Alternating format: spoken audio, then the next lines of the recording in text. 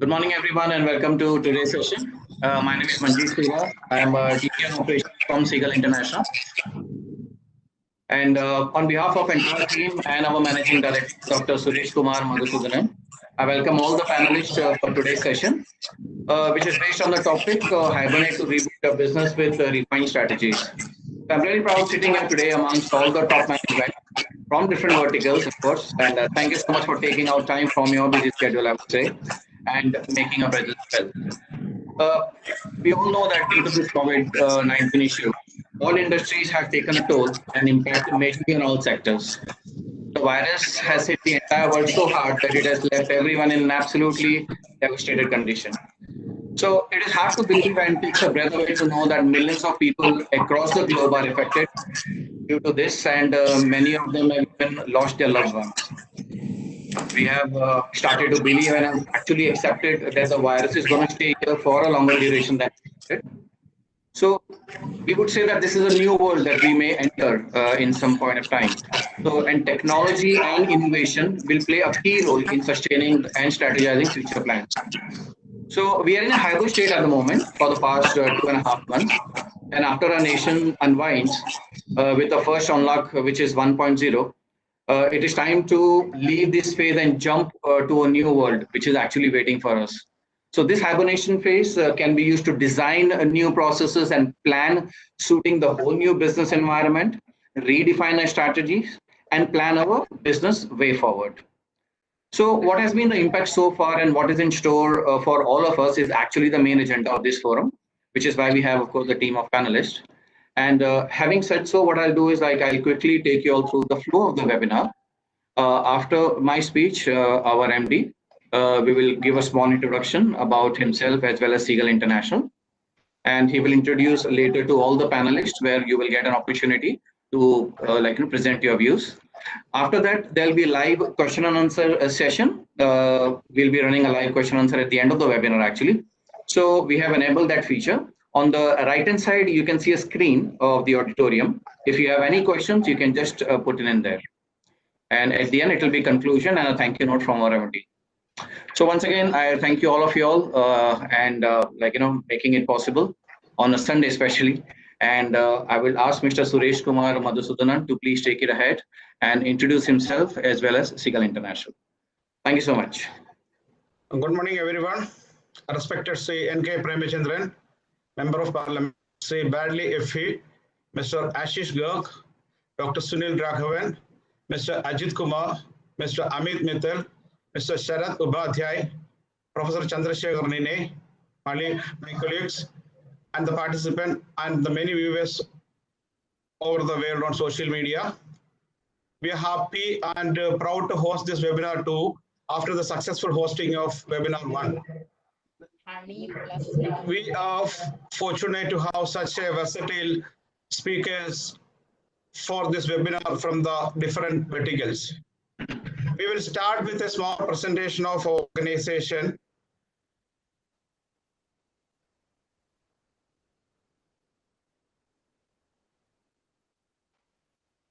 Manjit, please. Yes, Seagull is a 35-year-old organization into the global resource management. And we have been approved by the Government of India Ministry of External Affairs with an accreditation of 5-star rating. And we have been rated among the top 3 recruitment companies in India. We have been an ISO certified organization, as well as we have been certified by the ADNOC for ICV certification. Seagull has got many awards for the last few years. Recently, we have been awarded as the Best Brand of the Year by CEO Magazine. Apart from that, we won the Best Service Excellence Award by Associam in 2017 and 18 consecutively. Also, we got the Best HR Excellence Award in the Economic Times ET Now Talent Management and the Global HR Excellence Award. We have around 350 clients across the globe. Our corporate office is based in Bombay, and we have branches in New Delhi, Cochin, Chennai in India, as well as Nepal, Riyadh, Dubai, Kuwait, Qatar, and are the overseas branches which we have. These are the group companies of Seagull.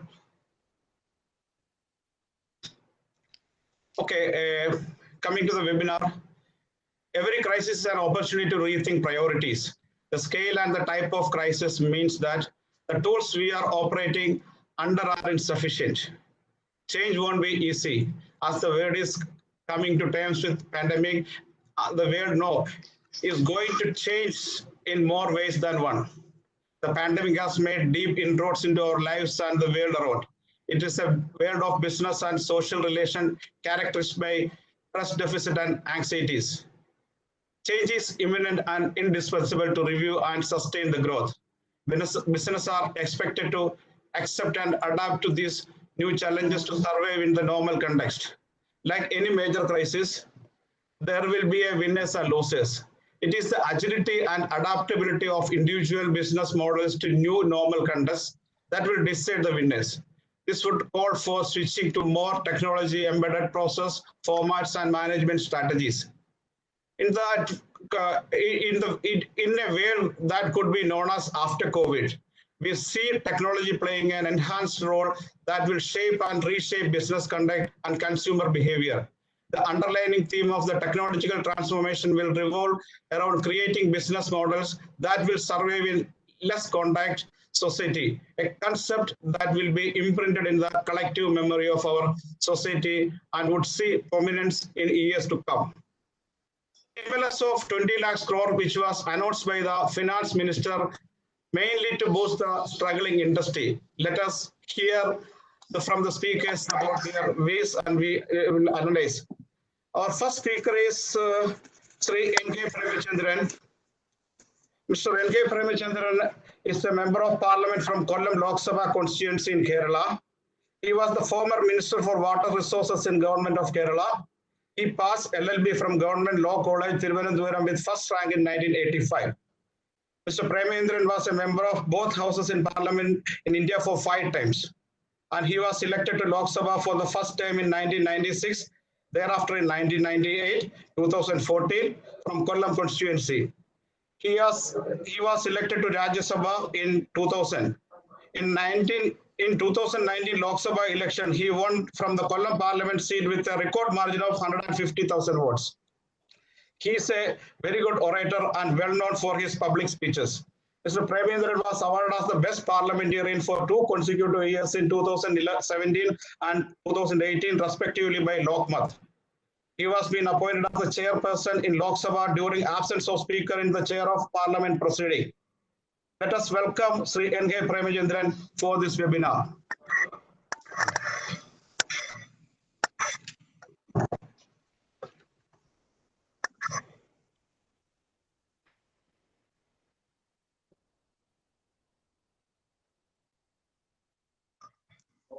Yeah. Can I start? Yeah, okay, you can start, sir. Good morning to all. First of all, I take this opportunity to congratulate and appreciate Seagull International or Seagull Group of Companies, in particular Dr. Suresh Kumar Madhusudanan, in holding such a webinar on a very timely theme or a topic: hibernate to reboot your business with redefined strategies. I think this is the right time to discuss about this topic because, especially in the business world, I feel that almost all the panelists in this webinar belongs to the industrial community or the business community. I'm not from the business community. I think that I'm the only person from the political community in the policy making, represent policy maker. So definitely I have to confine my speech regarding the policy initiatives and legislative interventions post-COVID-19 period. Rightly, Dr. Suresh Kumar Madhusudanan has just pointed out that the COVID-19 pandemic has structurally changed the whole world. Because what would be the impact and consequences after COVID-19? Nobody can now predict. Such a situation we are meeting, such a situation we are facing. In the year 1918 to 20, we know the Spanish flu and the Spanish flu pandemic period. We had the experience. After that, we are facing such an acute crisis regarding managing the COVID-19. And finally, the World Health Organization, as well as the health experts, have rightly come out with a very specific point that the post-COVID-19 period will be giving us a new experience of a new world order. And the WHO is saying that we have to live with the virus. So COVID-19 will exist for further period, even for further 1 year. And until and unless we are able to contain it through vaccination or by some other medical means which will continue with us, that means we have to live with the virus, we have to live with the COVID-19. That has become a fact. That means the COVID-19 pandemic situation will give a new world order and will give a new experience for us. We have to address that situation. So I feel that the theme of the topic today we are discussing is about the post-COVID-19 business arena and what would be the strategies to be adopted so as to address the situation after COVID-19 pandemic. See, all of us know that on 25th we have been in lockdown for the last 75 days. That means we were in hibernation for the last 75 days. But now it is the right time to come out from the lockdown and to unlock, and we have to bounce back. When we are announcing the absolute lockdown of 25th of March 2020 by the Honorable Prime Minister of India, we know that the total number of COVID positive patients were just below 500. But when we are going for unlock 1, or when we are relaxing the norms of lockdown, the number of COVID positive patients in India is more than 3 lakhs. That is really making some concern among us, because at the time when we are having less than 500, we had the absolute lockdown. But when the number is increasing like anything more than 3 lakhs, we are going to the exit plan, that is the process of unlock 1 we have started. See, the pertinent question to be considered is what is the actual purpose of having a lockdown so as to address a pandemic? To my limited knowledge and my limited information, I feel that there are 2 main goals by which lockdown is being announced or being implemented. The number 1 is to have the preparedness to combat the pandemic. And number 2 is to create an awareness among the people of the country regarding the seriousness of the pandemic situation or the coronavirus disease or the COVID-19. So now when we discuss about rebooting our business with redefined strategies, let us analyze whether we are able to hibernate to reboot our business with redefined strategies at this stage of time when we are having the number of COVID positives is more than 3 lakh. Whether we have the preparedness to combat it, whether we are able to address the situation. And even now the government is also not specific and clear how long will and what would be the range of rate of development or enhancement of COVID-19 cases in India. So in such a situation, we are discussing the theme that we have to rebuild or boost the business with new strategies or redefined strategies. Yes, that is the situation which is prevailing in our country. But at the same time, I do admit, with almost all of the panelists now, we cannot wait for further. We have to bounce back, which I have already mentioned. So it has become a fact that we have to live with the virus.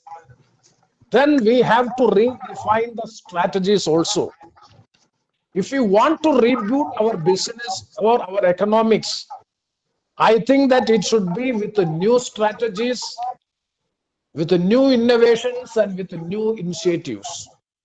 I think these are the three major principles by which we can reboot the business, or we can rejuvenate our economy with new strategies, with new innovations, and with new initiatives from our side. So in order to have these three goals, or in order to have the three steps, I feel that the legislative and policy interventions are highly required or highly essential. We have to re-strategize the policies and programs to encourage faster restart of our economy and business. The pandemic situation, if you examine the pre-pandemic period and the post-pandemic period, still we are in the pandemic period. We cannot say that we are in the post-COVID period or post-pandemic period. If you examine this as two classifications at the pre-pandemic and the post-pandemic, even the pre-pandemic period also, the economic situation, the business in the country was not in a good position, was not in a sustainable position. Because so many issues or challenges were there regarding the tax, because the main thing was the gap between the haves and have-nots were widening like anything. That was the situation prevailing in the pre-pandemic period also. Tech haves and have-nots, social divides, social conflicts, social challenges are the major hurdles for the faster restart of the economy and our business. So my first suggestion to this discussion regarding this topic is legislation and policy intervention should be for the promotion of the sustainable development. We have to re-strategize, or we have to redefine the strategy. We have to promote the policy in such a way so as to achieve the goal of sustainable development. Why? Because if you see the economic position, the financial position of our country, we all know that the underlying requirement in the economics is that we supply the market with respect to the demand, with respect to the amount of demand. The demand side has drastically gone down because of the lack of disposable income available to the people due to the lack of job and lesser pay due to the pandemic period. We know that the most worst affected area is the unemployment, loss of job. Even the statistical data shows that millions of people have lost their jobs due to the pandemic situation, due to the COVID-19 period. So due to the loss of job and also payment of wages, the industry is suffering, the employees, the workers are suffering, thereby the disposable income of the people is declining like anything. That means the demand is decreasing. At the same time, we have to boost our economy. I hope that there are two schools of thoughts regarding this. In order to address the situation, there is one school of thought is direct benefit transfer has to be passed on to the people of the country so as to financially empower the poor people of this country. Because the purchasing capacity of the people is in a big difficult position. So the direct benefit transfer is one of the principles by which we are able to empower financially the people. The other school of thought is, we all know that we have to support the industry, agriculture, infrastructure by way of a credit system or by means of the government with the support of the government.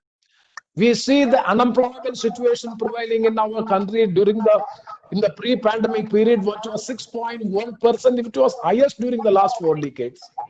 And the total economic growth, the GDP growth rate was expected 7% during the last financial year, but unfortunately it has come down below 5%. And the demand was going down like anything. In such a situation, this pandemic has also come. So very, very precarious situation, in a vulnerable situation. In such an economic situation, we have to plan our programs and policies to improve the disposable income of the people of the country. According to me, my suggestion is definitely we can have long-term strategies. We can have the long-term plans and programs so as to boost the economy. But the immediate need of the hour is to empowerment of the poor people, the marginalized sections of the society. Financially, we have to improve them or strengthen them through direct benefit transfer. According to me, these two things should go simultaneously. Supporting the industry, supporting the agriculture, infrastructure, all made through the credit system and through by means of some subsidy and all these things. At the same time, the poor people of the country should also be financially empowered by means of the direct benefit transfer. That is the second suggestion which I would like to make in this webinar. And we all know that the situation which is prevailing in our country and throughout the globe also we are having good experience regarding all these issues. And coming to the another point, that is after COVID-19, suppose I myself had an experience with the Honorable Prime Minister. Immediately after the last Parliament session, we had a personal discussion with the Honorable Prime Minister regarding financial empowerment of the marginalized sections of the society. And he is also of the opinion that we can, to an extent, we can help, but at the same time, we have to strengthen the system. Industry, agriculture, infrastructure, and all this way. This was the position taken by the Honorable Prime Minister. I think that the Atma Nirbhan Bharat Abhiyan, that is self-reliant India, or the financial revival package is as a resulting thought of the Honorable Prime Minister, which was announced by the Honorable Finance Minister of the country. That is Atma Nirbhan Bharat Abhiyan. Even the meaning of the scheme itself is self-reliant India. But according to me, self-reliant India, I fully support in principle, because we have to learn a lot of lessons from the pandemic. We have to be self-sufficient in the food production. We have to be self-sufficient in almost all areas, for which the principle of self-reliant India is absolutely a welcoming step on the part of the Prime Minister and on the part of the Government of India, for which 20 lakh crore of financial package has been announced. But my simple question to the experts, especially you are all business experts, I think you can very well vindicate on these issues. My specific question or my genuine doubt which I would like to make is, out of the 20 lakh crores of financial revival package, the most of the amount is the credit to the MSMEs and to the industry and agriculture. The direct benefit transfer to the people is very, very negligible. Even less than 1% of the financial relief has been given to the people of the country as finance. Because if you see, for the last 3 months, there is no job, there is no income, nothing is there. In such a situation, we know the pathetic position of the migrant laborers of the country, and even Pravasis, the NRIs are coming from outside without having any income. In such a situation, the government, according to me, the policy and the strategy should be redefined so as to provide some sort of financial assistance, so as to empower the people of the country to meet their basic minimum needs, so that we can boost our economy in such a way. At the same time, the package by which the Honorable Finance Minister has announced regarding supporting the industry, agriculture, infrastructure, all this with that should also be simultaneously worked. But that is the position which I would like to make. But I would like to place it on record my strong reservation regarding one aspect. With that aspect, I will conclude my observations. That is rampant and indiscriminate privatization. This is my personal political view and my political policy and philosophy, which I would like to share with you. Because the mines and minerals, the coals, the defense production, airports, even the space, and even the atomic energy sector, almost all the sectors, even the public sector enterprises or the public sector's presence is limited to maximum 4 in a particular area of industry. And I would like to remind you all regarding the economic melting down or the economic global crisis, economic crisis during 2008. During the 2008 period, when the whole world was facing acute economic crisis, even the American economy was trembling like anything. The insurance companies, the banking industries were facing acute collapse or crisis. India was able to overcome the situation. The Honorable Prime Minister, the then Prime Minister, Dr. Manmohan Singh, and the then Finance Minister, Sri P. Chidambaram, both of them has told very specifically that India is able to overcome the economic slowdown, global economic slowdown, because of the strong presence of banking and insurance in the public sector. So my point of view is I'm not against the privatization. I fully agree with the privatization. And the government is having the policies that it is not the business of the government to run the business. I'm not fully in agreement with that position. But at the same time, privatization is also need of the hour to generate employment, more investment, more business, more entrepreneurship, so as to generate employment by which the people will be financially empowered. I fully accept that principle, but at the same time, there should have some check and balance in respect of the public sector undertakings, especially in the strategic sectors. But unfortunately, when we are speaking about self-reliant India, Atmanirbhar Bharat Abhiyan, we have to have a check and balance for which this public sector undertakings or the public sector enterprises presence is also highly essential. That is why I am always suggesting a sustainable development. The philosophy or the principles of the sustainable development should be the key strategy, key policy initiative on the part of the government of India so as to address the post-COVID-19 situation in India, because the whole globe is going to change. We know that from Chinese experience, most of the industries from China is going back. And if we are able to attract that investment, I think you are the best people to comment on all these issues. If India having a good destination and we are having the manpower, we are having the skilled manpower, we are having the technology to an extent, if you are able to exploit the chances, if you are able to utilize the chances of post-COVID-19, because from China and so many other countries, the investment is coming back. If you are able to attract those investment, definitely the challenges now which we are facing can be made as opportunities so as to reboot the business with redefined strategies. The redefined strategy should focus the theme of the sustainable development based on the mixed economy principle. That is the specific suggestion which I would like to make as a policy maker, as a member of parliament, or as a politician in this web seminar, in the webinar. And with these words, I would like to conclude. So conclude my observations. And once again, I would take this opportunity to express my sincere thanks and gratitude to Sri Dr. Suresh Madhusudanan for having this webinar and giving me this opportunity to make my observations or point of view in this very elite webinar. Thank you very much. Thank you very much, sir, for your wonderful articulation of broad implication of this pandemic on society and the business. Government role to proactive strategies, the way which you said that innovation initiatives and the policies and programs to encourage faster restart economy and business. As you well said that actually India became the fourth largest country in terms of COVID cases, and everybody is scared about that actually. Okay, we need to, it's a time to bounce back.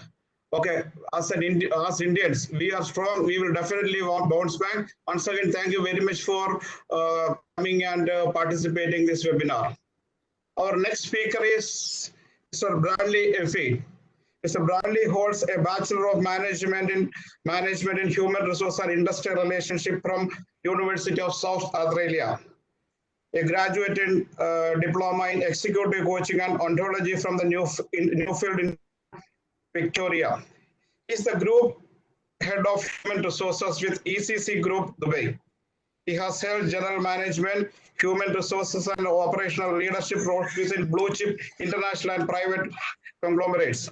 He has been the strategic direction and operational support in various industry sectors, including FMCG, construction, automotive, property, technology, engineering, manufacturing, mining, oil and gas, education. Within this environment, he has also led change in organizational design, performance management, company culture, HR effectiveness, employee engagement, and leadership effectiveness.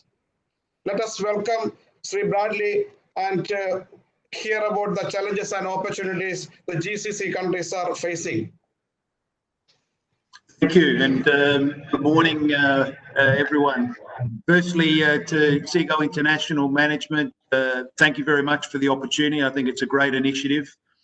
To our first speaker, also thank you for your insights. Obviously, very much on a sort of more macroeconomic scale. I'm going to talk specifically about my experience and the impact or the opportunity as I see it in HR through this crisis. But what I did take out of it is I'm from Australia, so obviously a very different country to India. We have a population of just under 30 million. It's a big country, but small population. But even through this crisis, there's a lot of change in the dialogue in Australia about bringing more manufacturing back to Australia. You know, we're an island continent. We're very remote. Logistics is a major issue, and it's been highlighted during this COVID crisis, where there's been fights in supermarkets over, of all things, shortages in toilet paper and other household necessities, because the reality is about 60% of what people buy in Australia is made in China. And I think this crisis has really highlighted to people why having some of these essential goods manufactured in Australia is very important for our own home security. I think this will be a prominent issue across the world, and I think it'll create a lot of opportunities, again, as our first speaker spoke about bringing some of these manufactured goods out of other countries back into our home countries. And I think people now can see the benefit, and also price now is not the main talking point in Australia. It's about whether it's homemade or not. So I just wanted to add that to the comments by our first speaker. Firstly, let me give you some background on ECC, my current employer. ECC Group is a tier 1 contracting company. I just want to highlight on this slide here, we are primarily a civil contracting company. We have our key clients are people like EMA. We have obviously some major projects underway at the moment, and also through our history, some iconic projects. So we started as ECC as a contracting. Fortunately, and I think it's been highlighted during this crisis, is the foresight of our owners was to diversify into relevant sectors. So we created a business called Avanos, which is in fit outs. We created a MEP business, UME, which is obviously the electrical, mechanical, plumbing side of contracting. PMI, which is in metal fabrication, structural steel, and also this business supports ECC projects. But all of these companies, after being set up, are also doing business outside of the ECC group. And a lot of these smaller companies that are pictured in this timeline here have really helped us manage to continue to operate and pick up small projects, of which we've found in the current market there's been more opportunity for a combination of reasons. In some cases, you know, some companies, some hotel groups, for example, taking the opportunity to do fit outs, upgrades at smaller scale while they don't have customers. And so these projects have been able to keep some revenue coming in while some of our major projects have been put on hold. CoreServe on the next slide. Sorry, Aurora is our property development arm. Sorry, just go back to the previous slide. Sorry, but the timeline. Yeah. CoreServe is a facilities management company. So again, this is another example where we picked up a lot of work. Some of our competitors in this sector have gone out of business due to this, so it's created some opportunity for us to pick up their contracts. And then we have a few other related businesses in renovations and concrete, etc. Okay, so this diversity has really helped us at this time, managing to pick up and win some of these smaller contracts. And the next slide. Again, this is just some of our experience. I won't go through all the details, but you can see there's some iconic projects. The most recent one that's probably got international acclaim is our first or the largest 3D printed building in the world, which was done for the Dubai municipality. So these are some of our iconic projects. The next slide. Let's keep going. It's, again, just to show some of the main projects here. Okay. All right. So, and obviously some of our partners, clients that we've worked with and continue to work with. Obviously, one of the challenges for us at this time is some of our larger clients like EMA have obviously reacted to the crisis. They've put some projects on hold.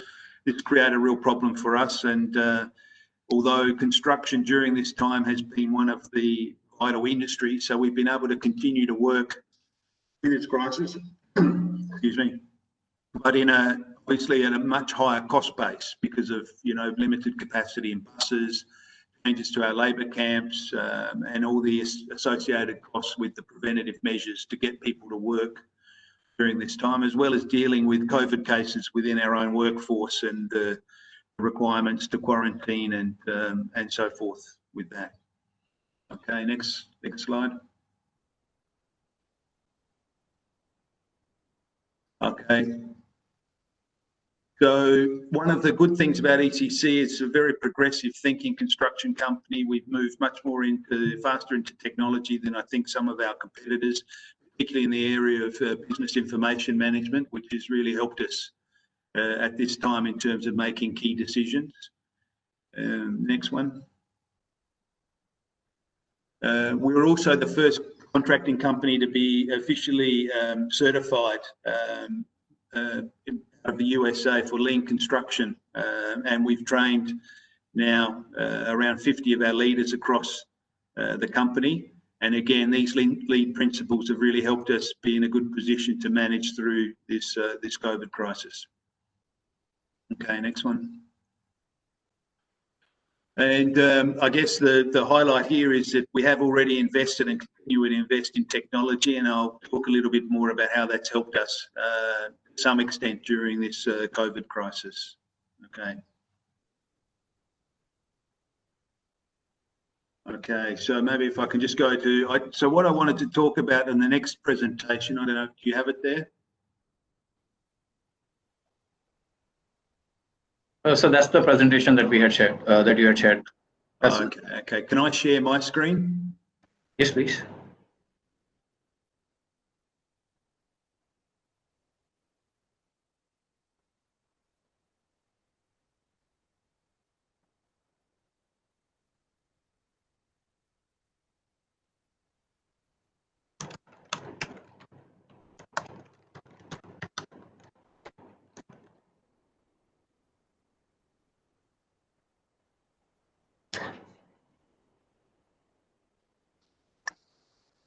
Okay, it's not letting me yet.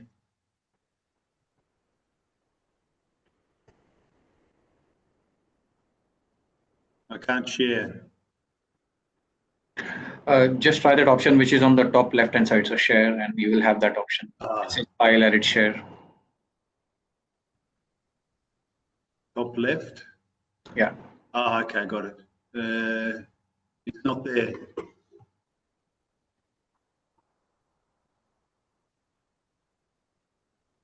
It's showing my screen, but it won't allow me to click on it. The other option is on the screen itself, on the bottom left hand side, the third option which says share your screen. Try that. Share content. Bottom left. No, it's not there.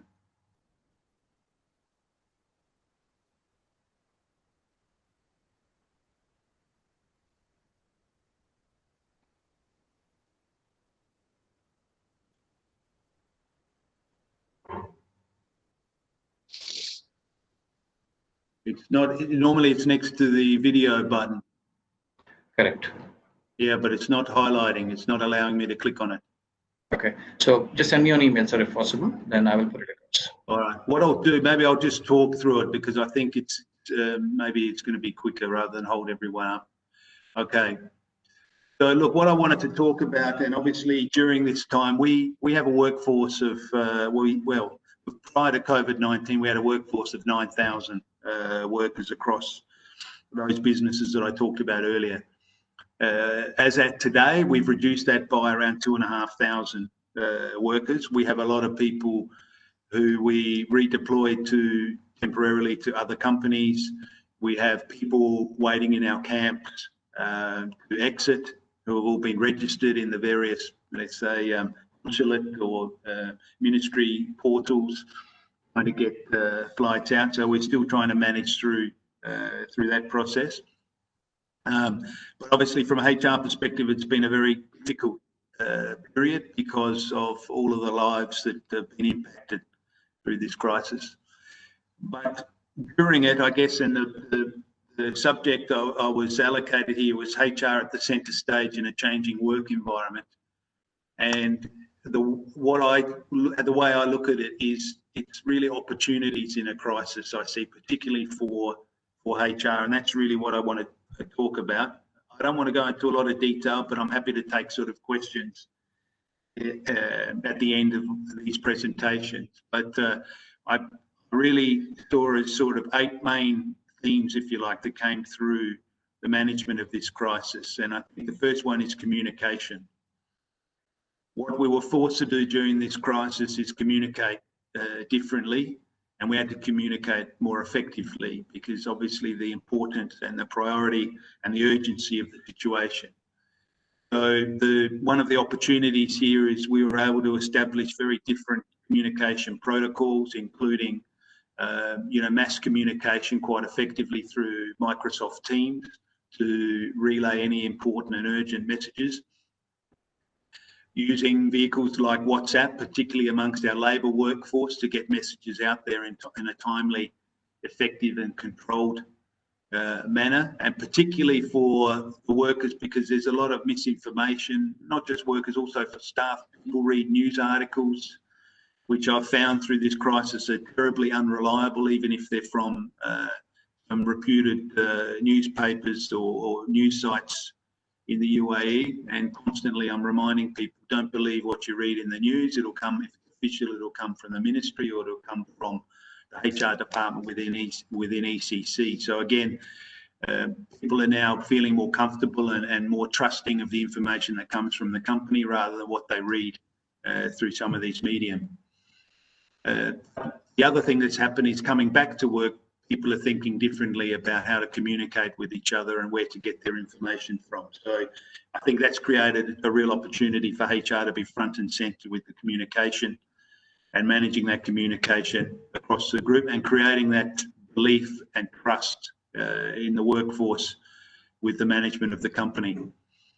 The second one is the leadership assessment. I always have a view, and I've seen it time and time again, is the best way to assess leadership is not necessarily in your day-to-day interactions that you have with the leaders, but what they do outside of that day-to-day activity. And whether it be in training sessions or casual conversations, or in fact, what they've done during this COVID crisis. And certainly from my perspective, and again, it'd be interesting to reflect on your own observations, is that some of the people that stand up in the crisis surprise you, and you can identify some leadership in people that maybe ordinarily don't speak up because maybe their personality type, or that maybe they have a strong-willed supervisor who doesn't necessarily let them have that voice.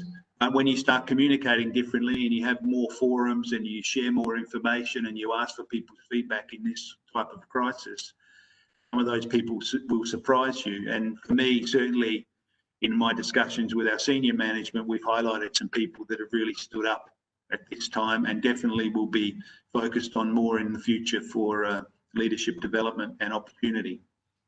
The third one is remote working.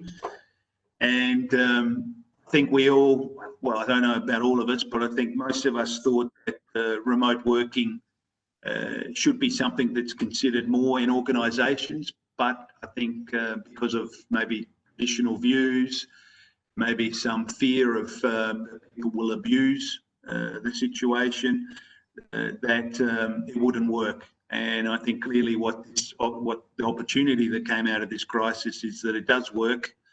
I think in some cases, and I know for myself, in certain circumstances, I found myself much more productive at times working from home. And I think a lot of people and managers found it a good way to quickly get issues resolved rather than having face-to-face meetings, getting people to come into the office or meet at a project site in our case. You can get everyone you need together in one chat, and if they're not in that chat, you can make a quick call and they're there. So I think, again, there's a learning out of that we can use this tool in combination with people being office-based or physical meetings. That will make us more productive, and I think help us make better and faster decisions. The fourth point is training. And again, there's an opportunity, which we did during this crisis, to invest in training. And not so much investing, we didn't invest a lot of money because there wasn't a lot of money. Our cash flow was a problem and still is to date. However, we had time, we had people, we had workers idle, we had, obviously supervisors available. So what we did, we invested in training. And not sophisticated training in a lot of cases. What we did is we recognised where our skill shortages were, and we took the opportunity to identify the people we could to upskill to close that gap. And now we have in our critical skill areas groups of people now that have been trained so that when our projects resume, and we think also after this crisis we will pick up new projects because, again, some of our competitors won't survive. So we will take this opportunity to train them, and when we're ready to take on more work, we will have this skill base ready and ready to deploy and effective. The fifth point, performance management.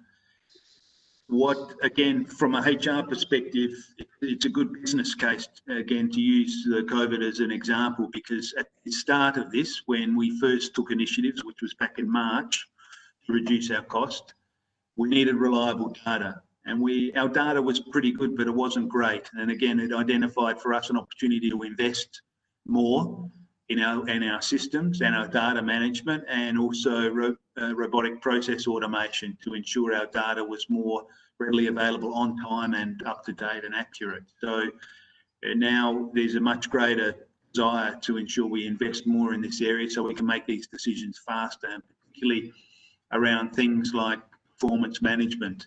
How can we get the most up-to-date data? If we have to make decisions on who to let go, how do we make sure we pick the right people? Again, opportunity for HR to make a business case to say, now we saw during COVID how important this type of data is. So this is the next point, point 6. Again, related to data, we identified some weak spots, particularly in our certain skill categories. We didn't have enough data to really decide quickly who were the right people to keep and who were the right people to let go. Point 7 was around efficiency.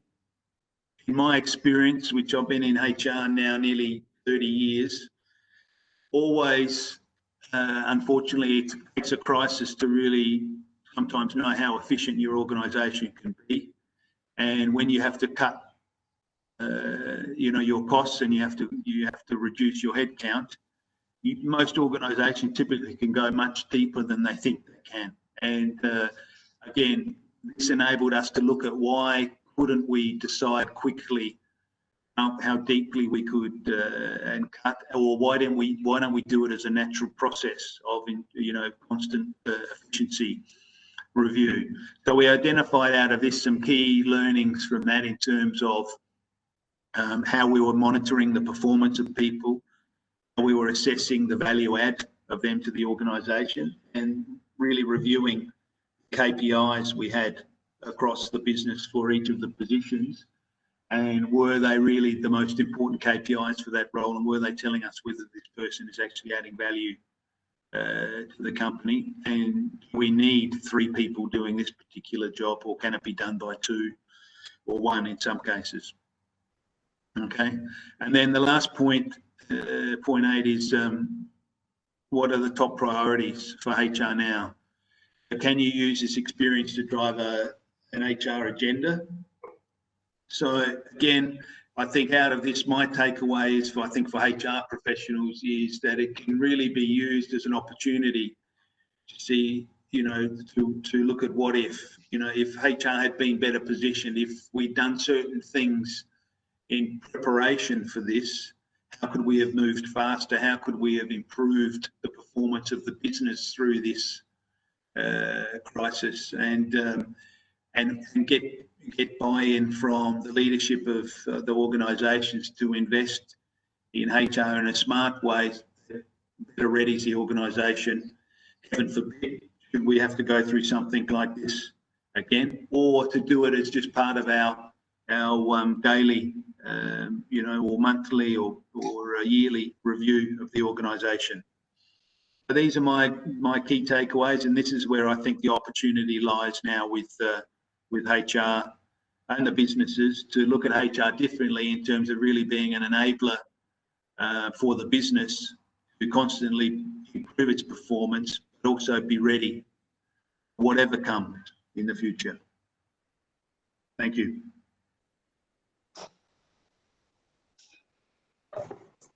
Thank you very much, Mr. Bradley, for the detailed narration. As you well said, that actually the digitalization is going to play a major role in the recruitment industry too. There will be a transformation in the workplace, working module, and work culture. Once again, thank you. And our next speaker is Sri Ashish Garg. Mr. Ashish Garg is a fellow member of Indian Institute of Company Secretaries of India, a postgraduate in economics and commerce and graduate in law. Mr. Ashish Garg was elected to the Central Council of Institute of Company Secretaries of India for term 2015 and 18 and re-elected as the term 2019 and 22. He is the current president of ICSI. During his tenure as the Vice President of ICSI for the year 2019, Mr. Ashish Garg was the Chairman of Training and Educational Facilities Committee, Peer Review Board, Brand Promotion Committee. He was the Chairman of the core group of GST of ICSI and the Center of Corporate Governance, Research and Training. He was also nominated by the ICSI as a member at the Cost Accounting Standards Board of Institute of Cost Accountants in India. Extremely passionate and driven towards the betterment and growth of the profession, Mr. Garg has proven his dedication as the Secretary and Vice Chairman of Indore chapter of ICSI and later the Secretary. With almost 19 years of experience, having specialized corporate laws, organizational restructuring, and corporate legal counseling to the companies. He is much sought after for faculty at conferences and seminars of CAS, CS, and MBAs in India and abroad. He has authored a number of articles for magazines and newspapers. We are fortunate to have his presence on this webinar and would like to invite him to deliver a speech on ease of doing business on the current scenario. Thank you so much, Shri N.K. Premachandran ji, Senior Parliamentarian, Dr. Suresh Kumar, my other panelists, a very good morning to all of you. Friends, before I'll talk about some of the measures taken by the government on the ease of doing business in India, I think Bradley has rightly said about the HR opportunities and the new normal during this HR. I would like to correlate this with a story of the Ramayana and the Mahabharata. We all are watching this Mahabharata nowadays. So all of you are aware that during the period of Mahabharata, Pandavas and the Draupadi were given an exile of 12 years. And during this exile, they lived a life with the renowned rishis. And during this exile, in one of the session, Rishi Vedvyas asked him whether you are prepared for the war. And they were not able to understand why Rishi Vedvyas has asked this question. Then he said, do you know that during this period, you are going to fight a war with the Maharthis, Bhishma, Dronacharya, Kripacharya, Karna, Duryodhan, Ashwatthama. Do you know that how will you underestimate the strength of your enemy? Don't take them lightly. Utilize this time for your arm strength. The Pandavas took their advice, and Arjun, during this deep forest, he went there for the tapasya, and other brothers have also started the practice for the skills and the war. And it is this skills, the Arjun has secured the Pashupata Astra from the Lord Shiva. And we all are aware that he used that Pashupata Astra for the Jayadratha. The moral of this story, I would correlate with the topic of today about this hibernate to reboot your business with redefined strategies and this COVID time. The moral of this story, I think there are three morals. One is time should be utilized to furtherance of one's goal.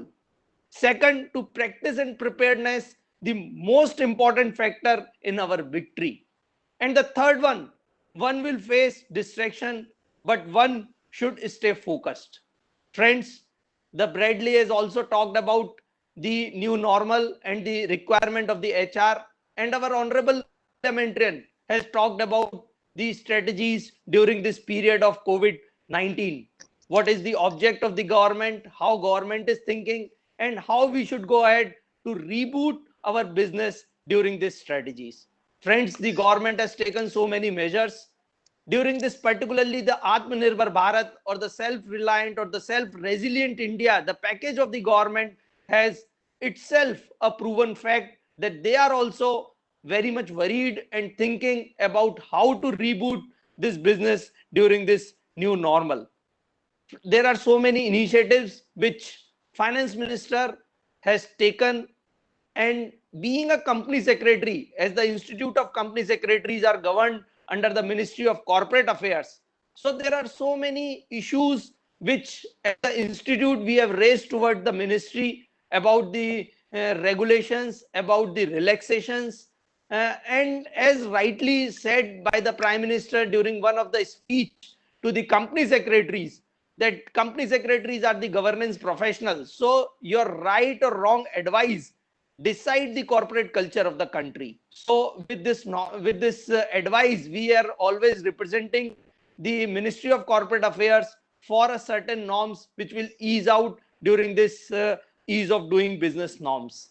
So there are 3-4 things which I would like to highlight during this continuous pandemic. One of the important measures taken by the Ministry of Corporate Affairs, that the incorporation of the companies, which is the main feature, because if you want to start the business, because if new initiatives and the new investments required in the country, then first and foremost requirement is to have a business setup and the incorporation of the companies. Friends, I would like to inform that during this March and April, when the whole country was under the lockdown, most of the ministries were not working. One of the ministry, that is Ministry of Corporate Affairs, has worked almost throughout these 2 months, and more than 9,000 companies have been incorporated and 5,000 LLPs have been incorporated.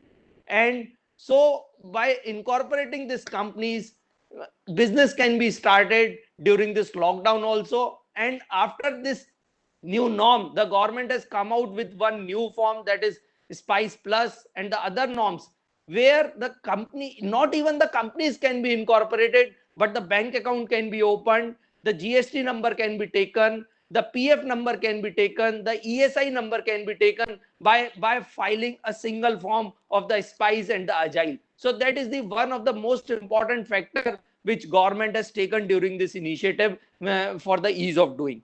The second thing, because we all are aware about the issues, like today we are interacting through this online mode. So government has also understood this problem of holding the board meeting and the annual general meetings.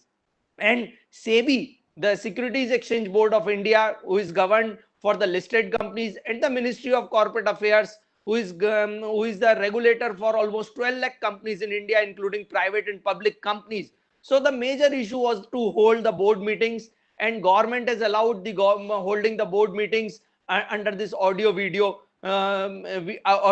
means. And certain items which you cannot hold through this means has also been relaxed, because all of you are aware that after this March financial year, there are certain important items like approval of accounts, dividends, some price sensitive information which you are not supposed to hold through this audio visual means has been allowed during this particular period up to 30th of June. and we are expecting now this lockdown has unlocked, but physical meetings may not be possible after this period. So we'll further represent to the government and the ministry to extend this period. One of the important requirement under this Companies Act to hold the independent directors meeting. We all are aware how independent director is important during this different scams and different process of the Companies Act, where they are playing a key role and an important role. So to hold the one meeting of the independent director is must in a one financial year. So they have relaxed these norms, so that meeting can also be held.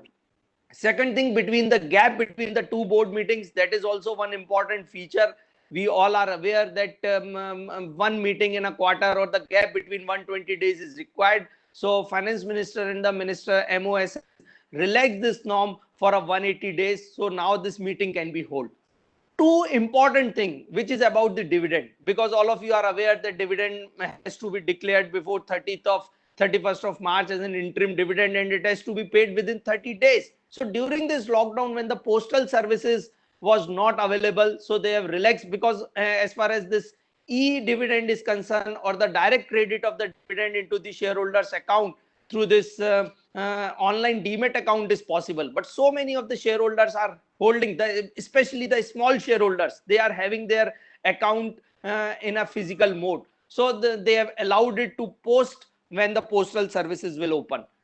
The one more thing about this AGM, because so many multinational companies are having a different financial year. Their year was ending 31st of December. So for them, holding the annual general meeting was a bit difficult. So they have allowed it to hold them a meeting through this online mode, as well as dispatch reports, which is the major challenge in this COVID-19. And so they have made it possible that you can send it through online mode and publish in the newspaper, display on the portal. So it is allowed. One of the important feature which we all have seen about the CSR, because spending of the CSR before 31st of March was mandatory, and government has come out just 7 days before the end of the financial year about this PM Cares Fund.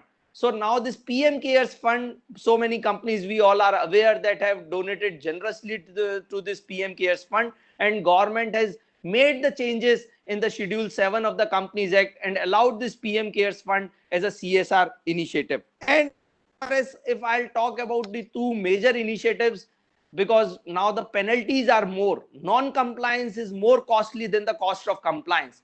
So two initiatives government has launched. One is company law settlement company fresh start scheme, and another is LLP settlement scheme. Friends, all of you are aware that that so many companies have not filed their annual return and balance sheet with the registrar of companies, and they have compulsorily struck off from the registrar of companies, and then they have to approach to the NCLT for the revival. And so many companies have not filed their annual returns and the balance sheets, and the cost of filing of the one form is 100 rupees per day after a particular date. So it comes into the lakhs of rupees. So government has come out with one of the scheme where you can afresh start your regular filing by just paying a nominal fees of rupees 500, 600 rupees. It is called as a fresh start scheme. So in all your past years, non-compliance can be made good by filing of these forms. Other two things which is important about the MSME and the labor reforms.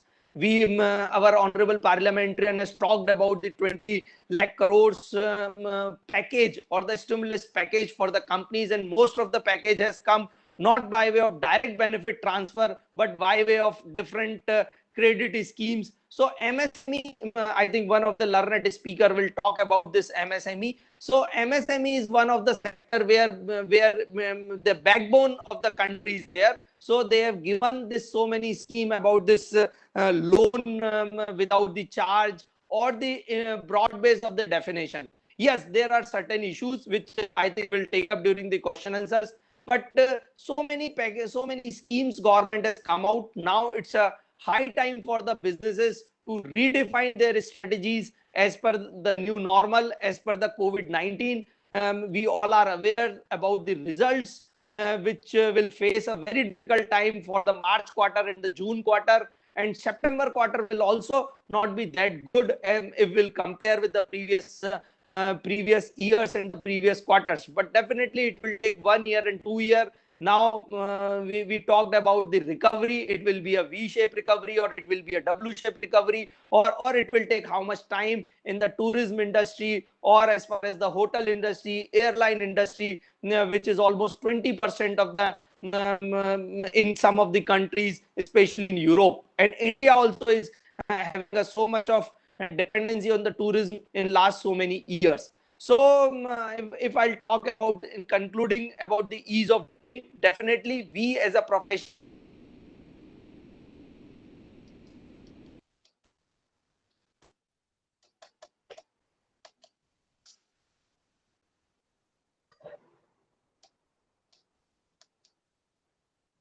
I think yes, disconnected. Maybe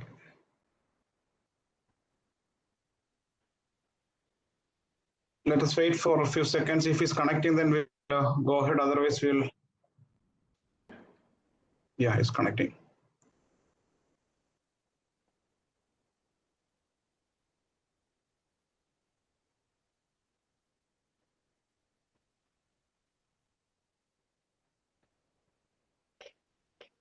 Okay, we will go to the next speaker because since he's taking time to reconnect and we have short of time.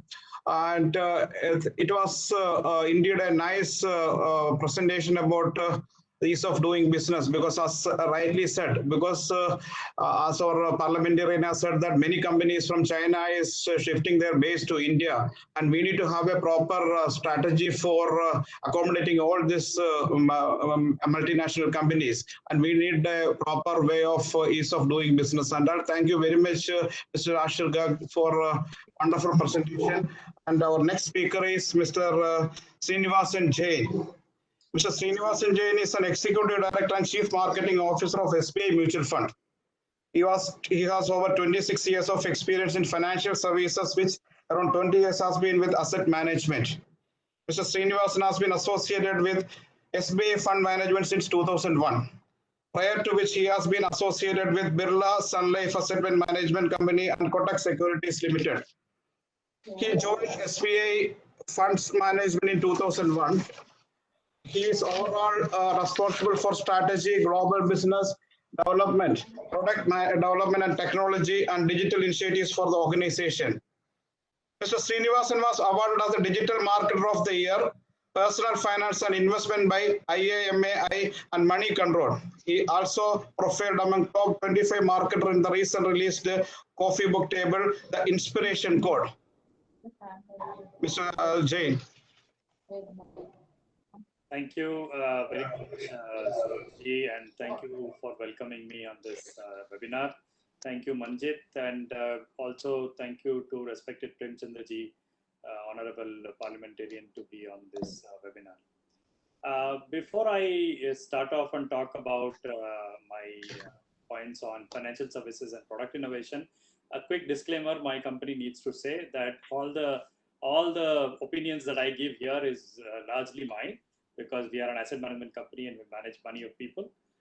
So that's very important to say, that there is personal opinion versus professional company's opinion here. Even before I talk about financial services and the impact COVID has had on it, and what are the challenges and how do we innovate from here, it's very quickly, I thought I'll talk 2 minutes about what do we do.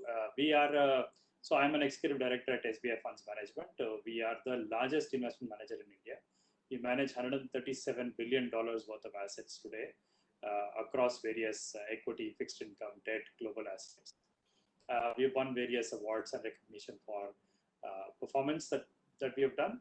And we are also one of the first fund house in India which have been pushing what is called as ESG, environmental social governance standards in India. So the companies that we invest, we want them to be best in ESG, and that framework is now becoming more and more critical in the post-COVID world. We also have a huge responsibility, not just managing money for retail and institutional customer. We also manage the employee provident fund money in India, both the equity and fixed income side.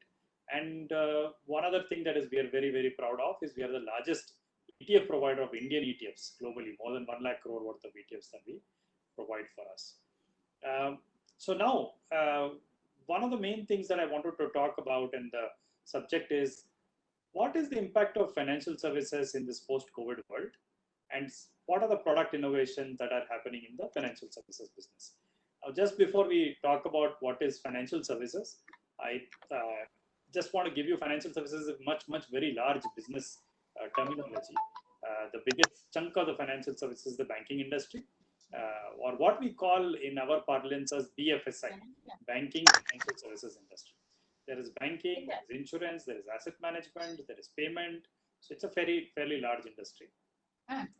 But one thing that we all are proud of in the BFSI industry is that today, despite the way that COVID has impacted so much of business, banking industry and all the BFSI industry has been operational from day one.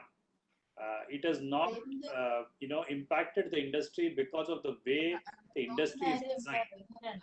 Most of the services, whether it's my own parent bank, State Bank of India, or any other bank, have been able to keep the operations running despite social distancing issues, despite technology issues, despite issues with servicing remotest corner of the country. So the big thing that we are all now very proud of in the financial services industry is what we've been able to do in keeping the businesses alive and floating. And this has helped everybody else around us, whether it's the people who borrow from us, the investors who've invested with us, all of them are much more satisfied. If we were also to go the way some other industries like airlines, hotel have gone, it would have been a big disaster for the country. So that we are very proud of it. Second, most important thing is financial services actually reflects the economic status in the country, the economic activity in the country. So when you look around us, everything that happens with economics actually reflects in the way financial services industry work, right? So the financial industry is, like they say, a barometer of the way the economy is. This time around, there has been a big shock for the industry. It's usually when we get into recession, it's either led by some supply side issues or demand side issues. So here we've had the supply side issue, and COVID has created a demand side issue problems also. So it's like a double whammy for the business. And for the financial services, the bigger issue has always been that big impact industries, and some of them are like the hotel industry, we'll hear from them, they are a high touch point industry. These high touch point industries are actually the worst affected industries. Hotels, airlines, real estate. These are the industries today which are really struggling, and they will take fair amount of time to come back. They have actually a big issue. One issue is that they're always going to be an issue because they're low margin and high working capital kind of companies. Whether it's SMEs, whether it's these industries, because of the high competitive nature of the industry, they've always been hand to mouth kind of industry. And that is something that's got to change post-COVID, how people can shore up better margins and, more importantly, have better working capital requirement to run the business. So access to capital is become very important for them to stay afloat. And this crisis has actually created a lot of problem in terms of access to capital. Right? Basically, we expect a lot of defaults to happen in the short run. Government has already made a lot of changes to the NPA regulations. There have been some relaxation. We've also seen a very big moratorium that the government has announced. But the key question to ask, which today we are really not aware, is that how deep is the health crisis and the government containment measure, how it will affect the economy and in turn affect the banking financial services industry, because as the economic deteriorates, the BFSI industry also will deteriorate. One of the bigger issues that we were facing coming into COVID was the non-banking financial services. The non-banking financial services always had this liquidity squeeze. We had this ILFS episode in 2018 November. Ever since that, the NBFCs have actually been in a really bad shape. Now, banks have been one of the big source of capital or liquidity to these NBFCs. And if banks are also getting into trouble, then you will have problem. And you had this issue with Yes Bank. You will have trouble, which is a double whammy, which is not only bank will create issues, it will create issues for the non-banking financial services because they have been dependent quite heavily on that and the liquidity that the banking service industry creates. And then, of course, you have the whole shadow banking industry, which again is dependent directly or indirectly through how the NBFCs and the banks react. One other bigger industry which is now becoming very large is the fintech industry, which is a relatively very small, but the fintech industry was here to stay. A lot of disruption that they were creating. Now they have got into trouble because most of their growth capital came from sources either in India or outside India, and those sources are very quickly drying off because their money were coming to acquire customers for the fintech businesses. Now they are under trouble because again they were also living with all this growth money, and that growth money is kind of drying out. The good news is the 20 lakh crore package moratorium that has been given is actually a significant number, and as our honorable parliamentarian said, a lot of that money is actually going towards debt servicing for SMEs and smaller smaller companies. So this is actually a good news because this should help some of these guys to stay afloat.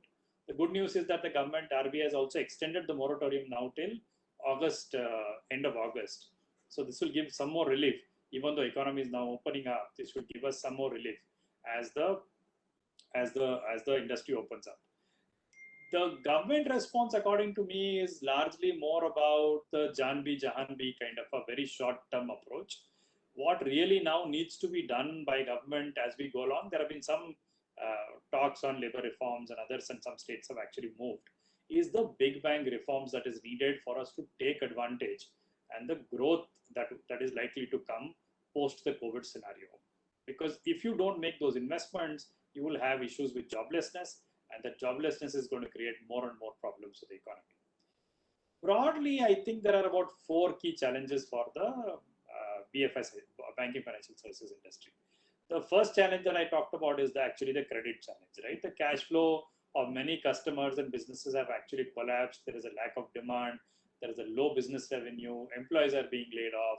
This in turn will create a lot of increase in both commercial and retail non-performing assets. Most of our borrowers are struggling to make scheduled interest, principal payments. There are, however, some steps banks are now taking to mitigate that, and potentially they will emerge much more stronger post this COVID. Basically, we have to support some of these government initiatives that the government has talked about. We have to, help the forbearance and modification programs the government has told. Prepare for losses, which is the big issue, right? Banks will now have big NPA. We'll have to prepare for losses. Extending of credit with this moratorium is one way, but banks can do their own way of extending credit. And most important is to digitize and manage the demand of refinancing. And this is very critical in this current environment.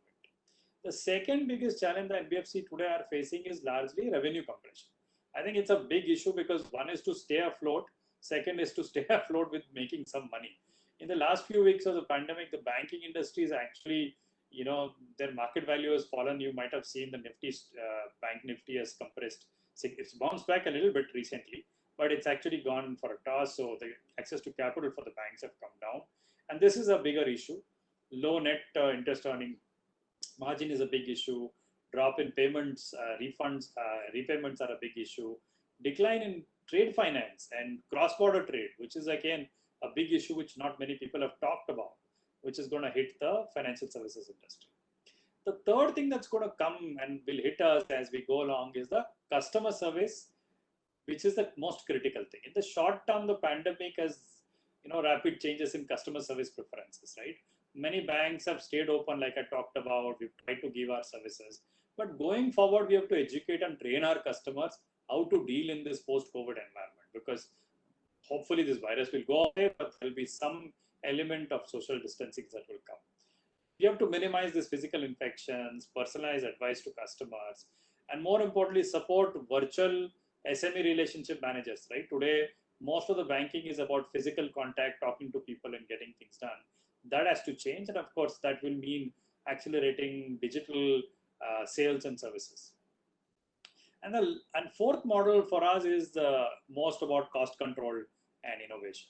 I think the bigger problem with all of us today is that capital may even come, government may pump in money to the banks, but if cost controls don't happen, if you don't look at reviewing projects and expenditure, it will be a big issue. We have to be flexible with our vendors and suppliers.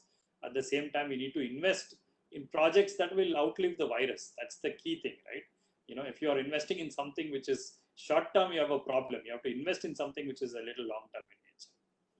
The good news is all the money the government is doing and investing will go into large fiscal expansion. That will be a big investment into the economy, and that should really help. In fact, the good news has already started coming. The SBI results, which came in last week, 2 weeks ago, actually talked about only 20% of our borrowers have actually taken up the loan moratorium, which means that the people who are struggling are not so large compared to what it was originally estimated, right? The credit card companies are seeing some better numbers than what they actually thought through. And there are lots of silver lining. There is now a feeling in the last 1 week or so that while we have got into recession, and the recession is definitely there, but the recession actually, because of the nature of recession, normally these recession lasts about a couple of years. This time, I think because the nature of recession is linked to COVID and not to any large fundamental problems, I think the nature of recession will be actually short-lived. I think this recession will be much shorter. Then that means the bounce back that can happen is also going to be stronger. In fact, you must have already heard what S&P, which talked about just 2 days ago, that they feel that next year, FY22, will actually see 8.5% growth in the economy, because the pent-up demand and the post-recession world will actually do now. The next good news is that employment number, which was looking very bad, is now started actually looking up. I think in the last couple of weeks, I think there have been good, numbers on the employee as the economy opens up. I've actually got a neighbor who's a builder, and he tells me that he's actually flying in laborers from Bihar to Mumbai for their project. So it's actually good news that the laborers are ready to return, and the companies are doing anything to ensure they come back. And I think the more we look at it, the industries have started living up with the virus, right? There is no option. It's been now 3 months. We've realized there is an issue.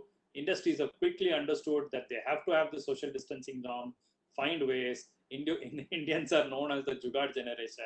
So we know how to manage these things. I think the new industries have started looking at it, and discretionary expenditure obviously is going down, which is a good news, right? Just before the conference started, we were talking about it, saying that investors, companies will start looking at more focused around how do you keep businesses alive, how do you keep margins intact, rather than spending money on discretions, right? Another good news that came just a couple of days ago, that we don't have at least a forex challenge like we used to have in the past. Every time there was a big problem in the economy, the first thing was we had to have a forex challenge.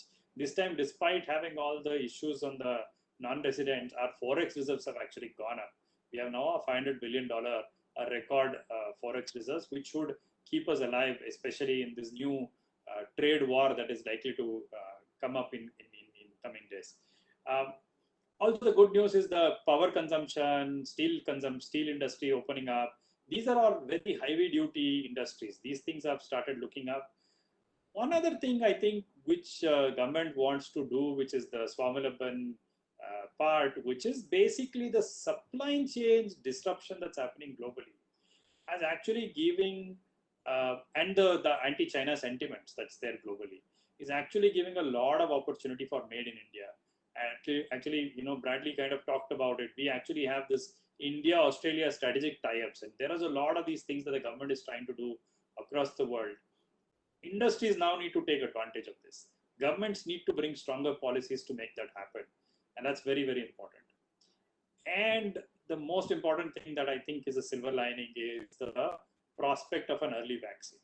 I think if you have an early vaccine coming up in, let's say, November, December this year, I think we will look at it as a bad dream, 2020, and 2021 will start thinking about as an industry, as something that we will all be very happy about. Few things that the industry is already doing and we need to do more in the BFSI is digital adoption. One good thing is that Indian banking financial industry has been a very high digital adoption. We were very early, thanks to fintechs, thanks to bank going digital, thanks to access to internet.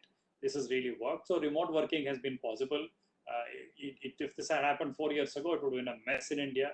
Thankfully, that's working. Contactless payment, credit card, e-commerce adoptions actually are helping. And we are now helping our customers deal with new technology initiatives. I'm sure we're going to hear more about that with speakers. But machine learning, natural language processing, predictive analysis, machine vision, all of these things are actually helping even the smallest of smallest companies live up to giving better customer experience, good products, and distribution. Also, finally, we at SBI Mutual Fund, I wanted to give a couple of things that what we've done. From day one, we've never had an issue with disruption, thanks to the digital adoptions, right? So ours is a very, very time-sensitive industry. We need to invest in the market. We need to give returns to our customer. We need to ensure everything happens on the same day. So we've never had any delay in our processing, while 100% of the company worked from home for a fairly long period of time. Only in the last 1 week or so, we've started opening up and started coming on board. We've got all our employees to invest from home. We've got our partners and distributors. We've empowered them with their financial, with all the tools that they need to work. We've extended them opportunities to work, given them, enough scope to reach out to their customers, to do their servicing. We've had multiple webinars, and this is now a big issue.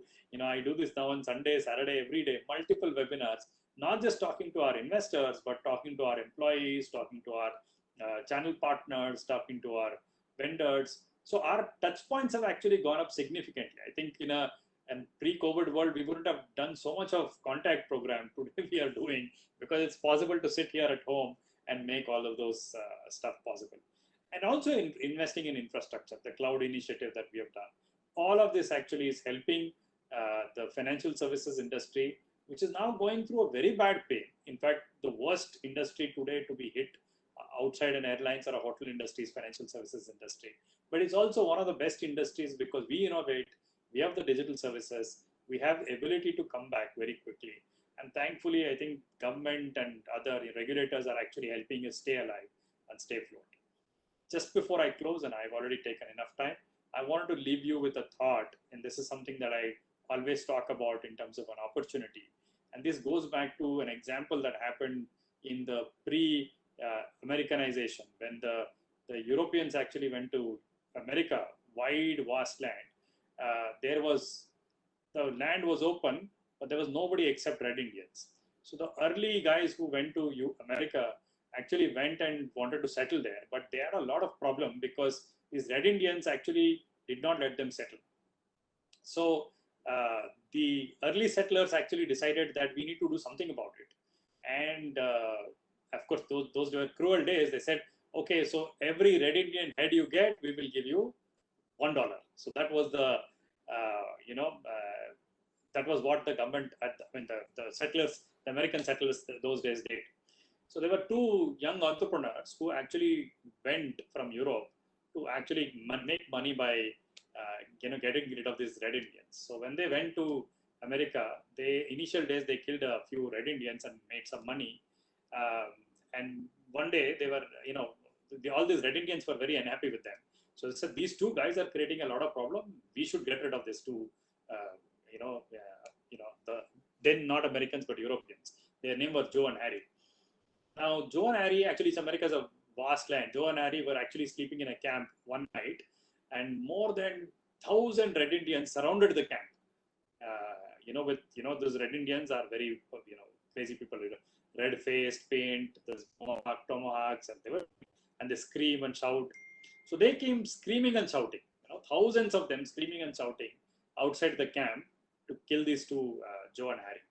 Now, Joe woke up, went out, saw all these guys coming and attacking. He went and woke up Harry. Harry, wake up. There is $1,000 outside. So when I say the joke obviously is a joke, the joke is all about seeing an opportunity in a threat. And that seeing an opportunity in a threat is very important for every industry. And COVID is actually a good opportunity for us to kickstart our business. Let me end my talk here. I'm happy to take questions when there is a time. Thank you very much. Thank you very much, Srinivasanji. And hope, as you said, actually, let us hope for a vaccine to be invented soon and be erased 2020. Before our time is running short, and before we move to the next speaker, let me introduce Mr. Sunil Raghavan. Dr. Sunil Raghavan is a development banker turned business strategist, professional researcher, academician, and senior development consultant. He is a development economist by qualification. He holds PhD from IIT Mumbai. A corporate business planner. He has 35 years of pan-India professional experience in researching, project execution, consulting, and advisory in multiple sectors of development.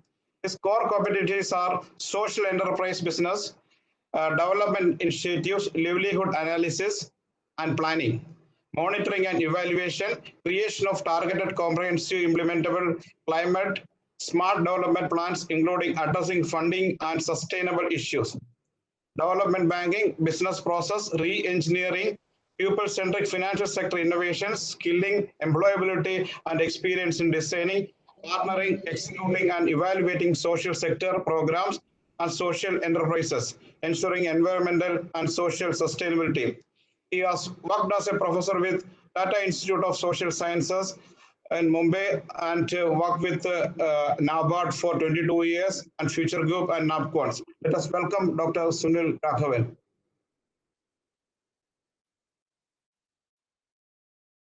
Can you hear me? Can you hear me? Okay. Honorable Member of Parliament, Sri N.K. Premachandran, Dr. Suresh Kumar, and the eminent panelists. So today I will try to explain certain emerging challenges in the education sector as it unfolds now. As we all know, COVID has made deeper and extensive disruptions in our social life, and we now realize, as we come out of the lockdown, we realize that life is not as it used to be a couple of months ago. So the fact is that, as the Honorable MB had already stated, we have to cohabit with COVID now. There is no solution and there is no end to it. And there is nothing called a post-COVID scenario either. So we have to live with it, accept it as a reality, and then adjust ourselves and reinvent our strategies there. And two important characteristics of this kind of a pandemic situation is trust deficit and anxieties. Societies, this human societies behavior everywhere, you will experience trust deficit. The employee will lose the trust on the employer, and that way it goes everywhere. And anxieties also, it is an all-pervading anxiety syndrome actually. This is what is happening with the government, with the planners, students, teachers, parents, everywhere. Now, when we come to education, as we know, education has three levels: elementary, secondary, and higher education. And there are mainly two types of service providers: private and public. Public is the major.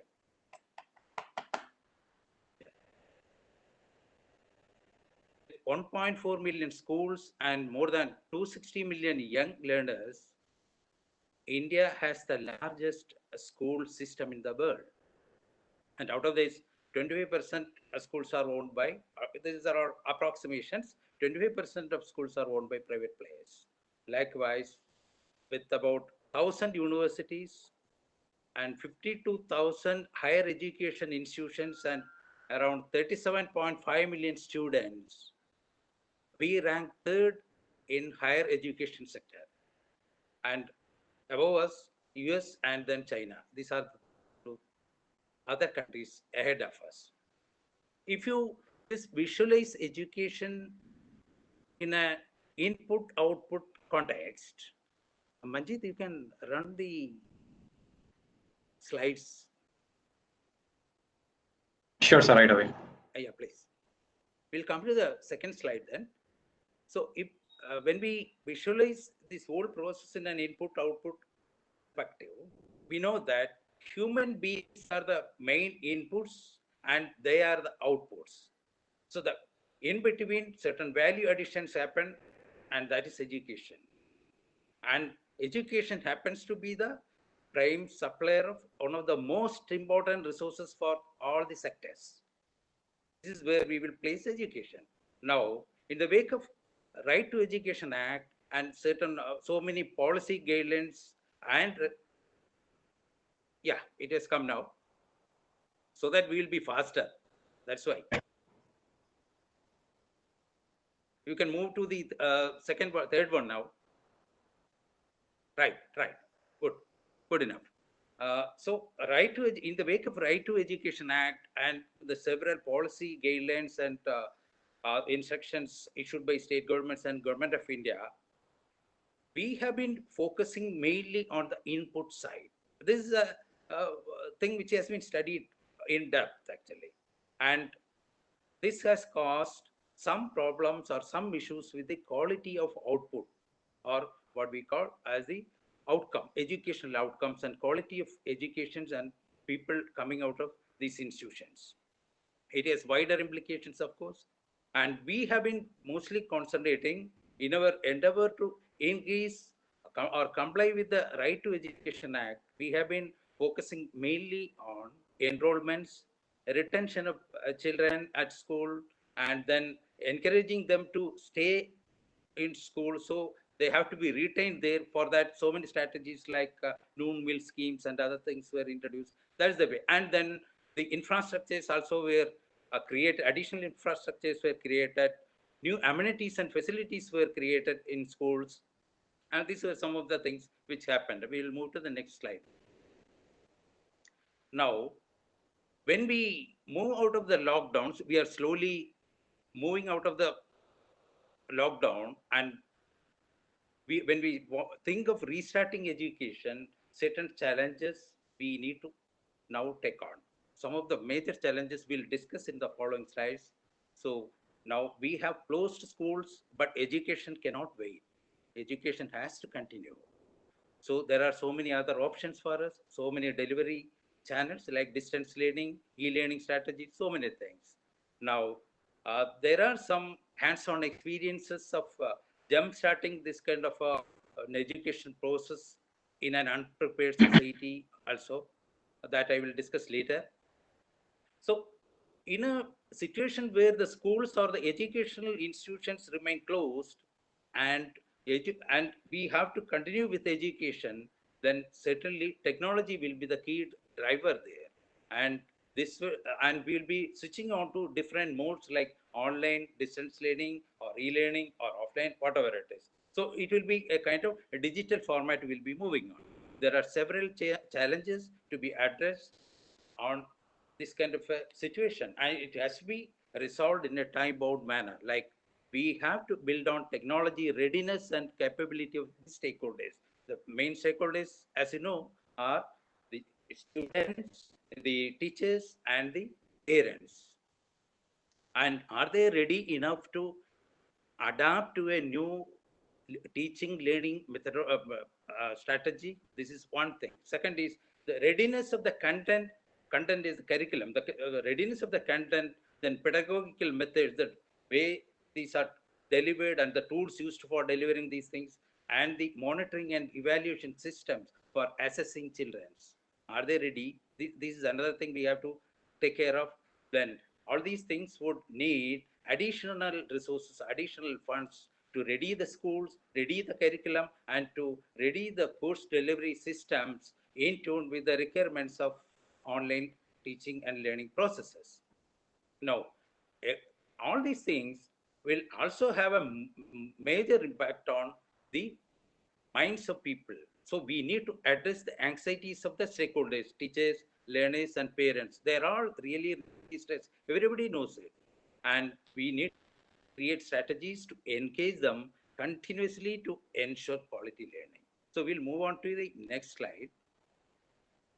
When we talk about the digital platforms for delivering education, the first thing we have to address is the digital divide and its implications. Because the challenge is in ensuring equity, inclusiveness of education, and its continued engagement of the stakeholders. So there is a heavy risk. Actually, honorable member had indicated this. There will be a new class of tech haves and have-nots. This risk is there.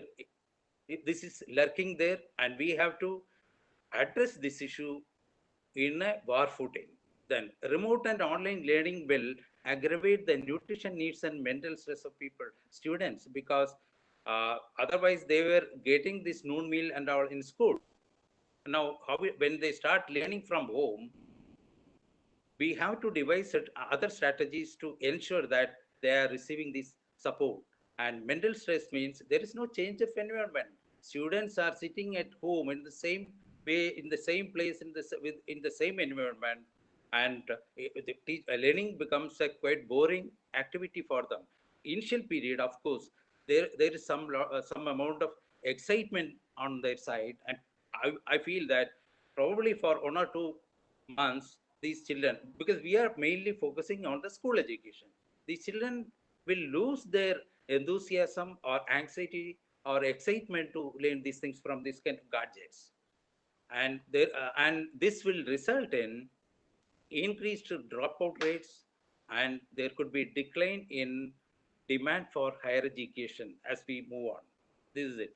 And social and emotional development children will also be affected because of the stressful conditions they experience. Because as we know, schools provide a convergence point for students from different backgrounds, and it is the place where they talk, laugh, and play around, and this enables them to uh, acquire leadership capabilities, communication skills, all these things. Assessment challenges, that remains. How are we going to uh, design the assessment tools, because it has to be fair enough and it has to be transparent, and the students are sitting elsewhere. So these things are there. Then we need to design innovative blended educational models online, because there could be more collaborations because funds are not there. So you have to look out for more funding sources. You have to look out for more technology providers. All these things will come there. So teaching, learning, everything is going to change in this environment. We'll move on to the next slide.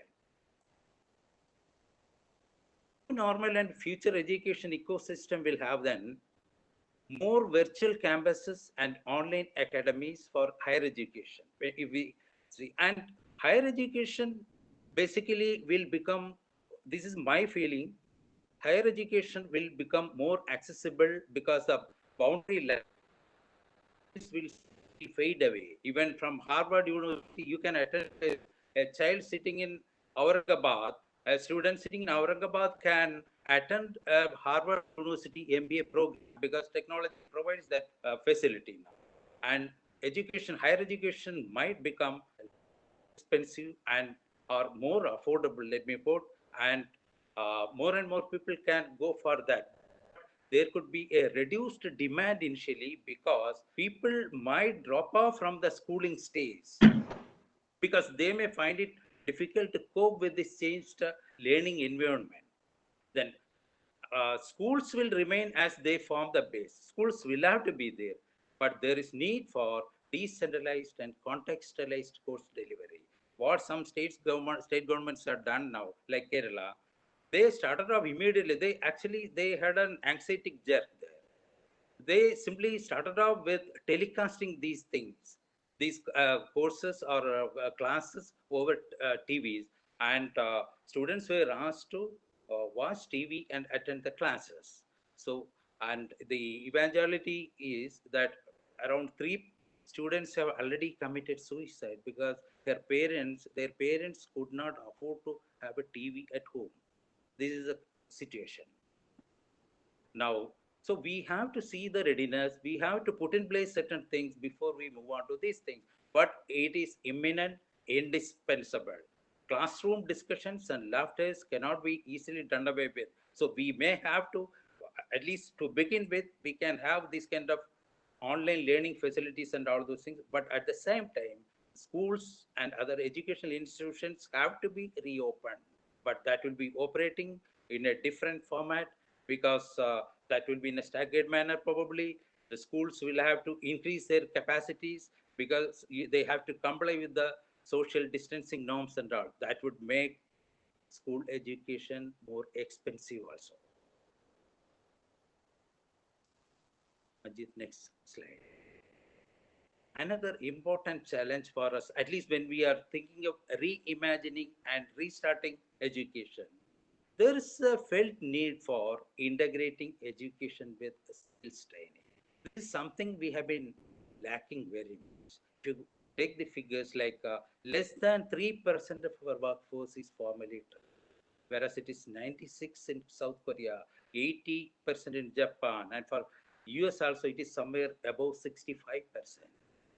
So we need to find new strategies along with when we redesign the educational strategies. One major challenge for us is to integrate vocational and life skills into the curriculum and integrate these things and ensure that the students who are passing through these stages and coming out of the school system are employable somewhere, or they have some skills to survive with.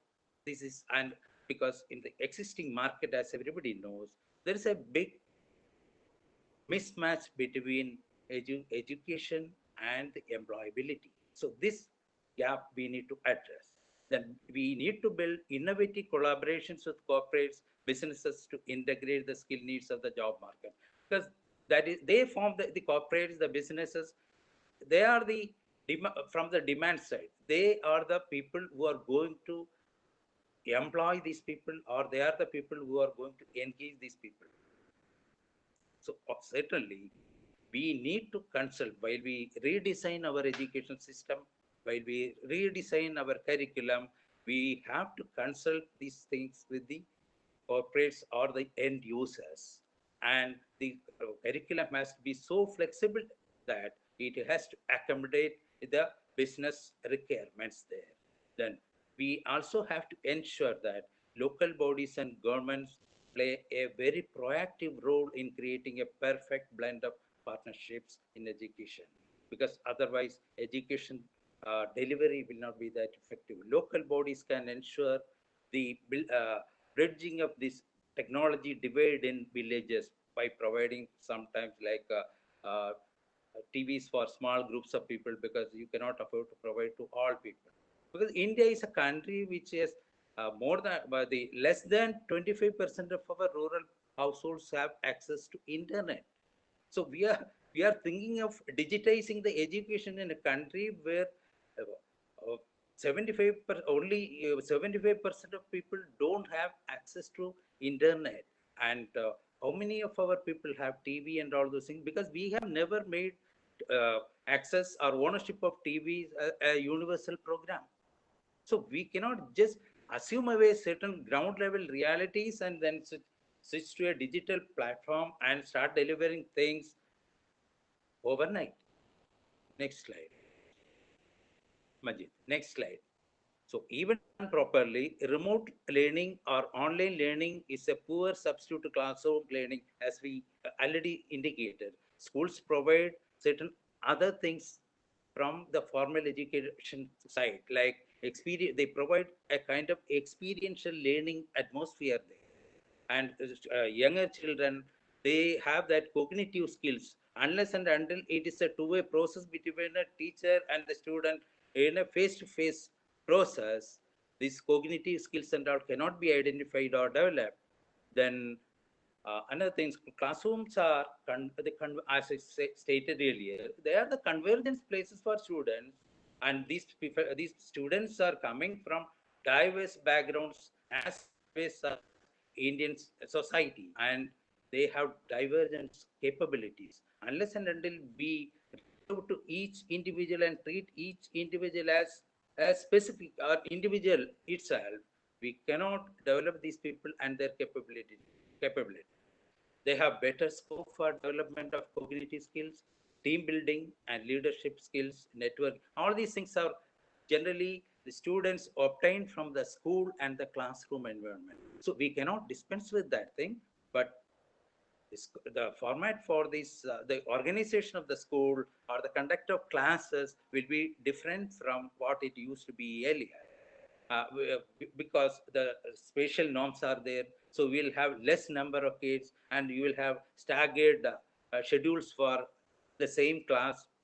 One batch will come in a particular time and the other batch can come at some other time. That would mean teachers will have to overwork, or they have to have more teachers, and that means you will have to expand the classroom capacities, or you have to modify all these infrastructures, and it would require additional funds. And who is going to provide that thing?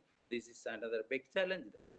Then intellectual, emotional, and physical well-being of future generations depend on present education system, because our future is these students coming out of these schools and educational institutions.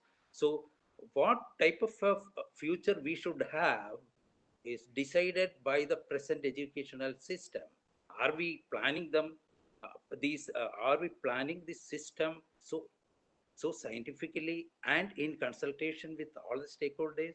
Because what we need now is that we have a huge challenge before us, switching over to another platform and delivering all these things and producing results. But we have to ensure, as I stated earlier, one is the readiness of this thing. We also have to ensure that the education we provide is equitable, it is accessible to all the people, all those who want education, need education, and it should be inclusive. We shouldn't involuntarily exclude certain categories of people or certain regions from the ambit of education network. This could happen because of the, as we stated earlier, this could happen, or there's lurking danger is the technology divide as it exists in the country now. And then we also have to integrate skill with the education system, starting with the new norm. Now we'll move to the next slide. So when we start reimagining the education, let me conclude these things in a few couple of points like this. One is that technology embedded education system and delivery strategies are the future.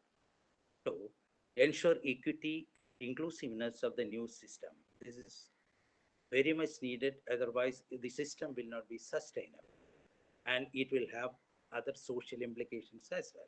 Then need to recast the curriculum to suit the learner and future life needs. Here, I want to stress one more point.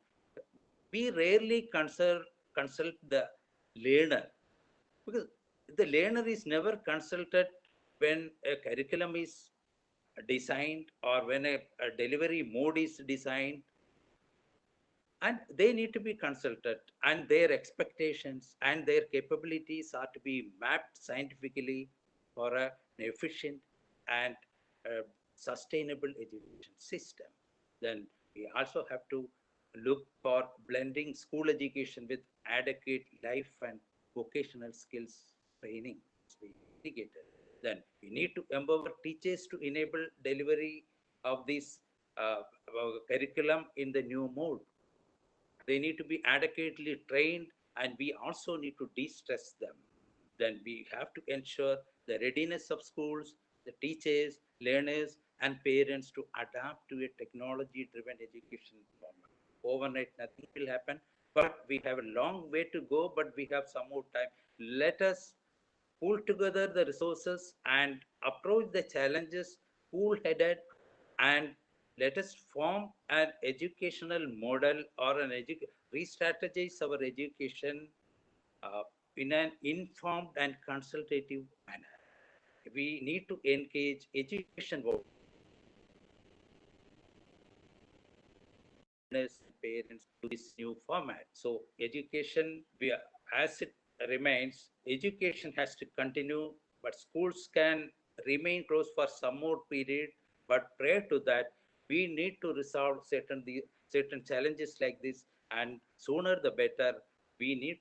It would be better to replan these things so that when the students are ready to go to schools, they will have a different atmosphere, and they should enjoy learning there, because online learning can be a short-term solution.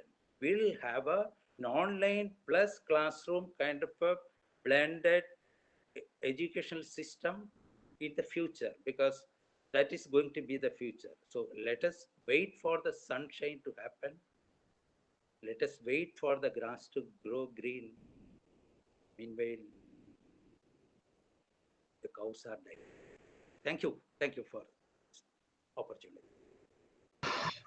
Thank you, Dr. Sunil, for the detailed statistics of reform. We need to bring a reformation in the education system as well as the skilling, because as you said that actually skilling has to be done according to the requirement. In India, is less than 3% of people has been properly skilled, and we let the government see some sort of an option for skilling the people, because 65% of the people in India is employable. Okay, I request the other speakers to, because we are running short of time, and just request you to take care about this thing. And our next speaker is Mr. Amit Mittal. Mr. Amit Mittal has 24 years of professional experience in senior level and international supply chain and product sourcing and operation excellence. With the roles of international retail, brands, and manufacturing centric businesses, where his customers have been top 20 retailers from the world, like Walmart, Costco, Jones, John Lewis, and Macy's. Amit recently established a global supply chain and product sourcing network across India, across Asia, and Europe for a multi-branded large textiles company. Amit is currently working with Wellspun Group as a Senior Vice President, Global Sourcing, and Head of Operation of Value-Added Products. He has worked with companies like Indocount Industries and Himasingal, among few others. Amit is an alumnus of Triumph Global Executive MBA and attends of world's top 3 universities, that is New York University, Stern School of Business, London School of Economics, and HEC Paris.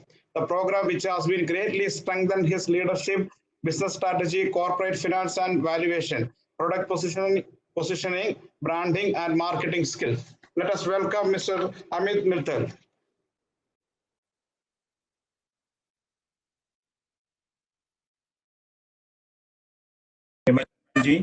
Dr. Suresh Kumar and other panelists, good afternoon. Thank you, Mr. Suresh Kumar, for introduction, and Seagull International for taking this initiative to help discussion on the topic Hibernate to Reboot the Business with Redefined Strategies. The impact of COVID-19 on the manufacturing industry and the global supply chain has been significant. This has substantially diminished the organizational revenue.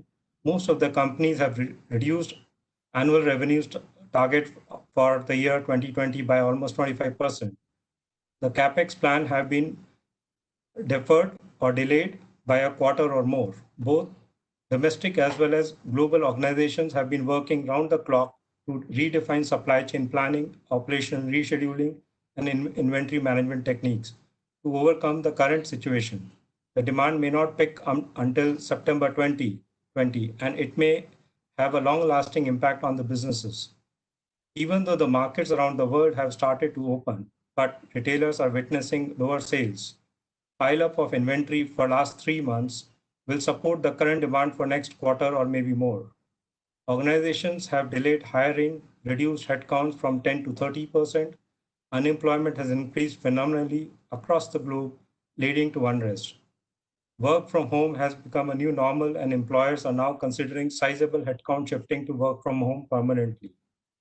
Due to the availability of raw material and also disruption in the transport industry, the lead time have increased by 20 to 50% across the globe. The complex manufacturing process requires input and components sourced across the globe. The lockdown started from China and moved around the globe, which led to shortages of these key components, reduced the production required for the production line. The industries in China are running at almost 50% capacity, wherein India, even though industries have opened up, but they are running at around 25 to 50% capacity. The low demand and unsold stocks with the manufacturers have left them with the cash flow challenges, pushing them to take drastic measures such as salary cut and contract renegotiations, etc. Overall demand for most of the products had decreased.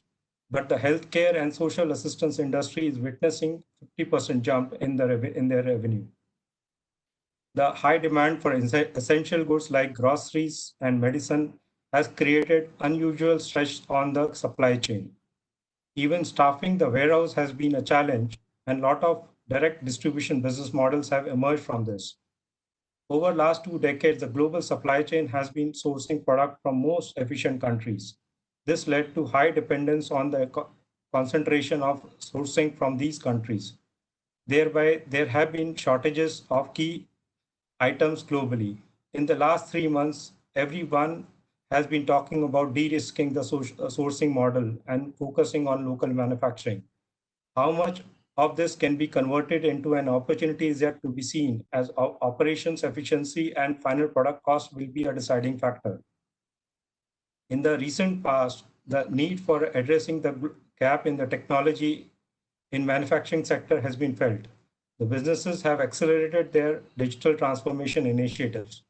The technology-led business models will emerge, and need for digitization will be a critical than ever. Work from home will be a new normal, and it is critical for companies to have access to digital data.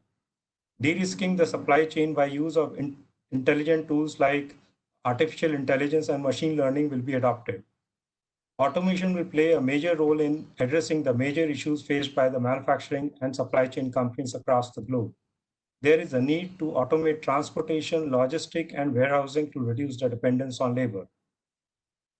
Even manufacturing industries have been reduced the dependence of workers to automate their industries from options like semi-automatic to fully automatic process. This has enabled enough move towards the digital industry 4.0 like Internet of Things, blockchain, control towers, artificial intelligence, machine learning enabled demand forecasting, rule-based ordering process, automate guided vehicles, and fully automatic production lines, etc. Factories will now move towards the modular production method to ease the change of production lines according to the market demand. The ancillary and support industries will have to be more agile and more make themselves capable of addressing the supply chain challenges in the real world. Thank you very much.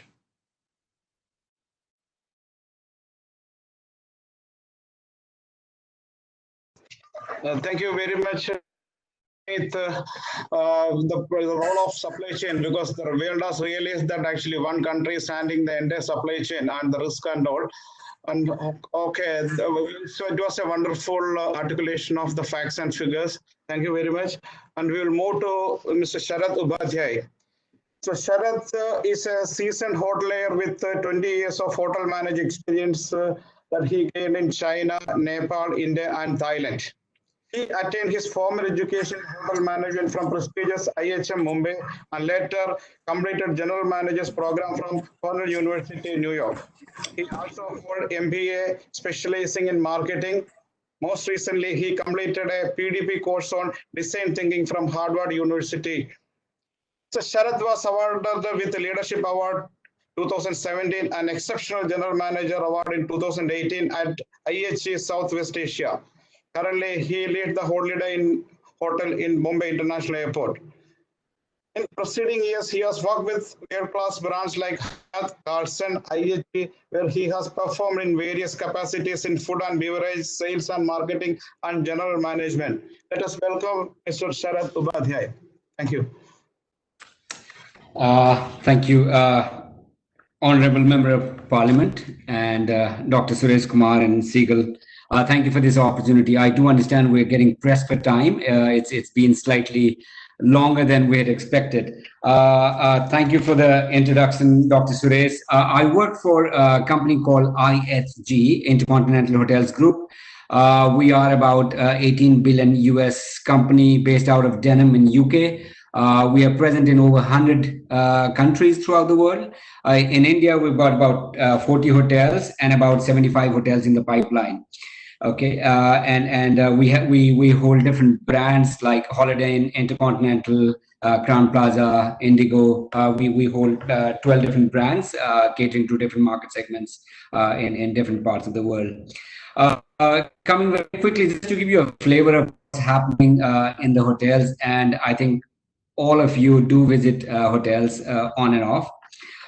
Just prior to the lockdown, the hotel industry was going through one of the most brilliant times in India. Okay, between 2019 and 2022, the growth was growing. The growth was about 9 to 10%. The supply of hotel rooms was only about 4 to 5%. So that difference between the demand and supply was so healthy that we were able to deliver good quality of service across the hotels, different brands, and there was a reasonable return that the owners were taking back home. Unfortunately, with COVID, it came into India somewhere in March, but it had already started impacting us from December onwards, in a very unknown way. We knew that the trends were going down. The stay patterns were different because it had already started somehow impacting the global travel business. We then got into the 75 days of lockdown. So technically that 75 days and the 3 months is a prolonged lockdown for a very, very high cost incentive business like hotels. We have very high fixed costs. A luxury hotel in Mumbai, their monthly fixed cost could run anywhere between 3 to 3.5 crores. In my hotel, which is a 245 room hotel, our monthly fixed cost, payroll, heat, light, and power, and some miscellaneous would easily come to about 1.5 crores, right? So it's a very heavy cost intensive business.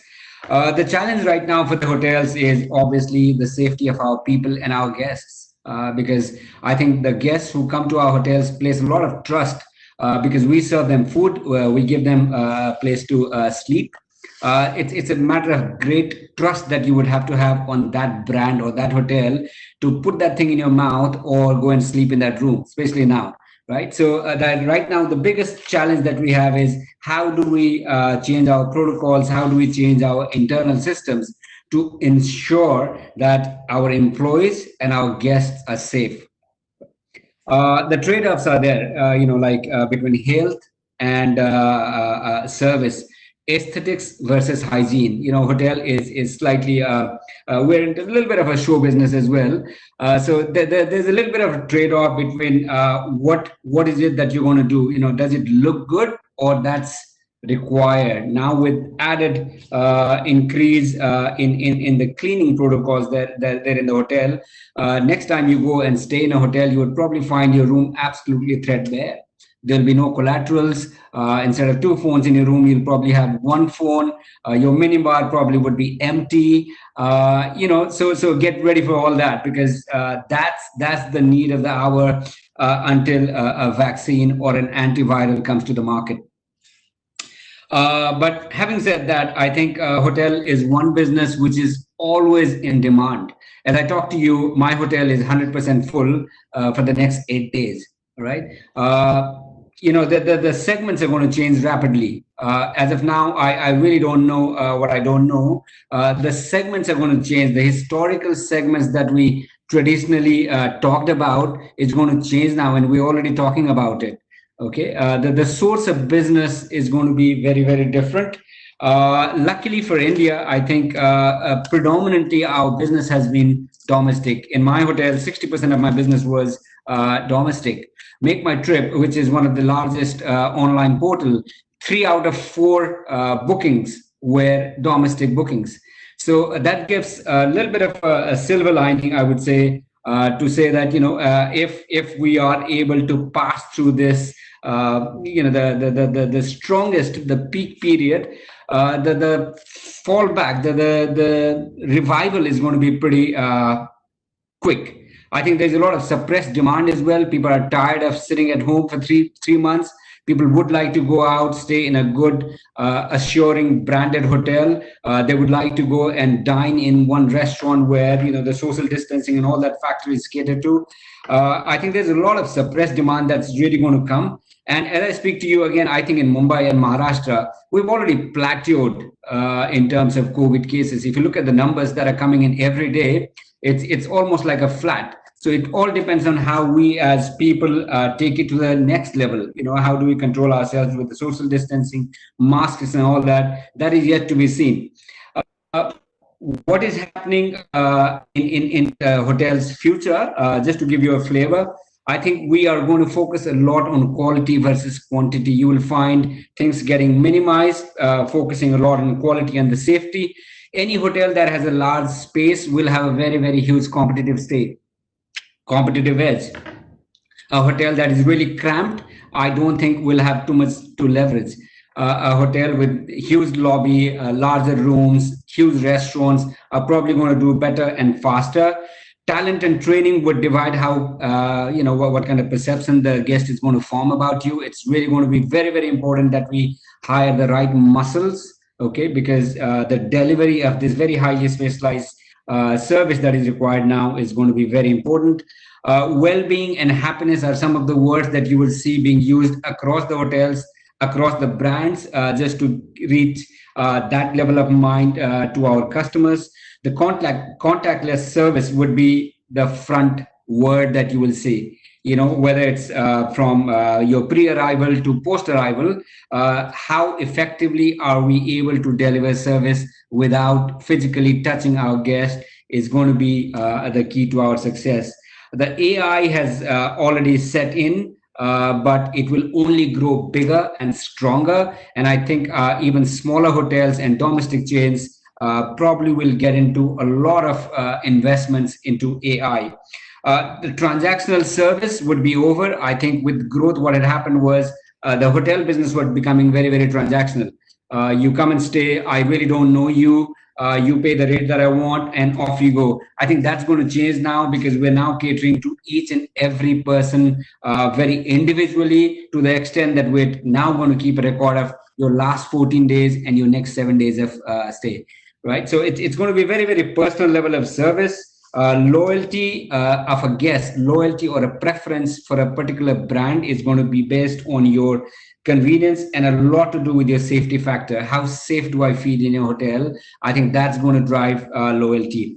Very quickly, we'll tell you about what's happening at Intercontinental Hotels Group. We've always placed a very big importance on safety and security of our guests, our people, and our asset. Okay, and right now we have enhanced our what we call IG way of clean to a much higher level that reflects the advice from likes of WHO and CDC, which is the US Center for Disease Control. And also we've incorporated a lot of local directives from BMC and Government of Maharashtra and some other health authorities. We have partnered with world's leading health expert, Cleveland Clinic in US, with Ecolab and with Diversey to come up with some cleaning and sanitizing protocols in our hotels. And as we move forward, as I speak to you, the SOPs are being given to us on a daily basis after they have gone through a couple of trials in pilot hotels. And next time you check into a IG hotel, you will see a very, very different level of cleanliness and hygiene protocols. We've also launched what we call IG Clean Promise. That means if a guest comes to a hotel, to a restaurant or a guest room, and if he or she is not satisfied with any part of the cleanliness, you can go and either we'll make it right for you or you will not pay for it. So that's it's become that aggressive and that bold and that strong. And like what Bradley was saying, I think we have focused a lot during the last 90 days on obviously a lot of communication with people within our hotel and outside. We have focused a lot on partnership with experts and the government agencies to find out what is the best way to reopen the hotels. We have worked heavily on rebuilding and redesigning of our SOPs, and we are constantly in a phase of testing them before they are being launched in the hotels. The last thing which I'm really proud of is IG is placing a lot of importance on employee engagement and counseling. A lot of people, either their salaries have been cut or they're losing their jobs. And these are the times when they need a company to be talking to them. So we all hope that this is a very, very momentary phase. It's going to pass. but we are in touch with everyone who is with us and who has recently left, and we are in constant engagement with our people. I would have taken you with a couple of more, but I do understand the time pressure here. So we'll be happy to take the questions later on. Thank you. Thank you, Sharadji. Actually, many doubt of us has been clear because everybody has been concerned about the future of the hotel. How can we check in? What will be the procedure for checking till the services and all? No, very good information, and thank you very much. Our next speaker is Mr. Chandrasekhar Nene. Mr. Nene, a very large experience of working in information technology sector in senior position, having worked as vice president and Chief Information Officer with a number of companies such as Al Watan Airways, Kuwait Airways, Kingfisher Airlines, Kenya Airways, and Jet Airways. Also, he worked as VP IT for Idea Cellular and Tata Indico. He introduced the first e-ticket for air travels in India and also launched the first prepaid mobile SIM card. He also conducts stress relief workshop and motivational mentoring for young and middle-aged executives. He has delivered many public lectures on various issues about Maratha history, foreign policy, state finance, and geopolitics. He has also contributed articles on various subjects to different newspapers and magazines on a wide variety of subjects and is frequently invited on various television channels and channels as an expert on finance, foreign relations, defense, environmental science, and various cultural history issues. He worked as a visiting professor at various colleges such as VJT Engineering College in Mumbai. Currently, he is teaching various subjects for mass media for graduate and postgraduate media students at Ruya College, Martina, and Sathe College, Ville Pale. Mr. Nene hold a bachelor's degree in electronics and from MS University, Baroda, and LLB from Mumbai University. Let us welcome Mr. Chandrasekhar Nene. Thank you, Dr. Suresh. I have been very fortunate to be part of this August gathering. My regards to the senior parliamentarian, Mr. Premachandran. Am I audible? Am I audible? Yes, you are, sir. Yes, you are. Thank you. Thank you. you. Yes, you are well audible. Yeah, it's very interesting that we have been facing this corona pandemic actually in current time zone. In fact, it is very fortunate for us that this time zone ICT, the information and communication technology industry, is at a level that it is now. If it was, say, even 10 years back, we would have faced enormous difficulty in dealing with this pandemic. ICT is everywhere like water and air. For example, this conference which we are having wouldn't have been possible without the proper ICT to give us the remote conferencing facilities. So we must all be very grateful that there is ICT to take care of our immediate needs and the future needs, particularly for dealing with this pandemic. Now, the opportunities this pandemic has provided for ICT, we only look at remote sensing, remote working from home as an ICT contribution to fighting the pandemic. The major contribution of ICT is actually developing the vaccine, developing the medicine, developing the designer molecules for creating proper medicine. That is actually the contribution which is more important in fighting this COVID.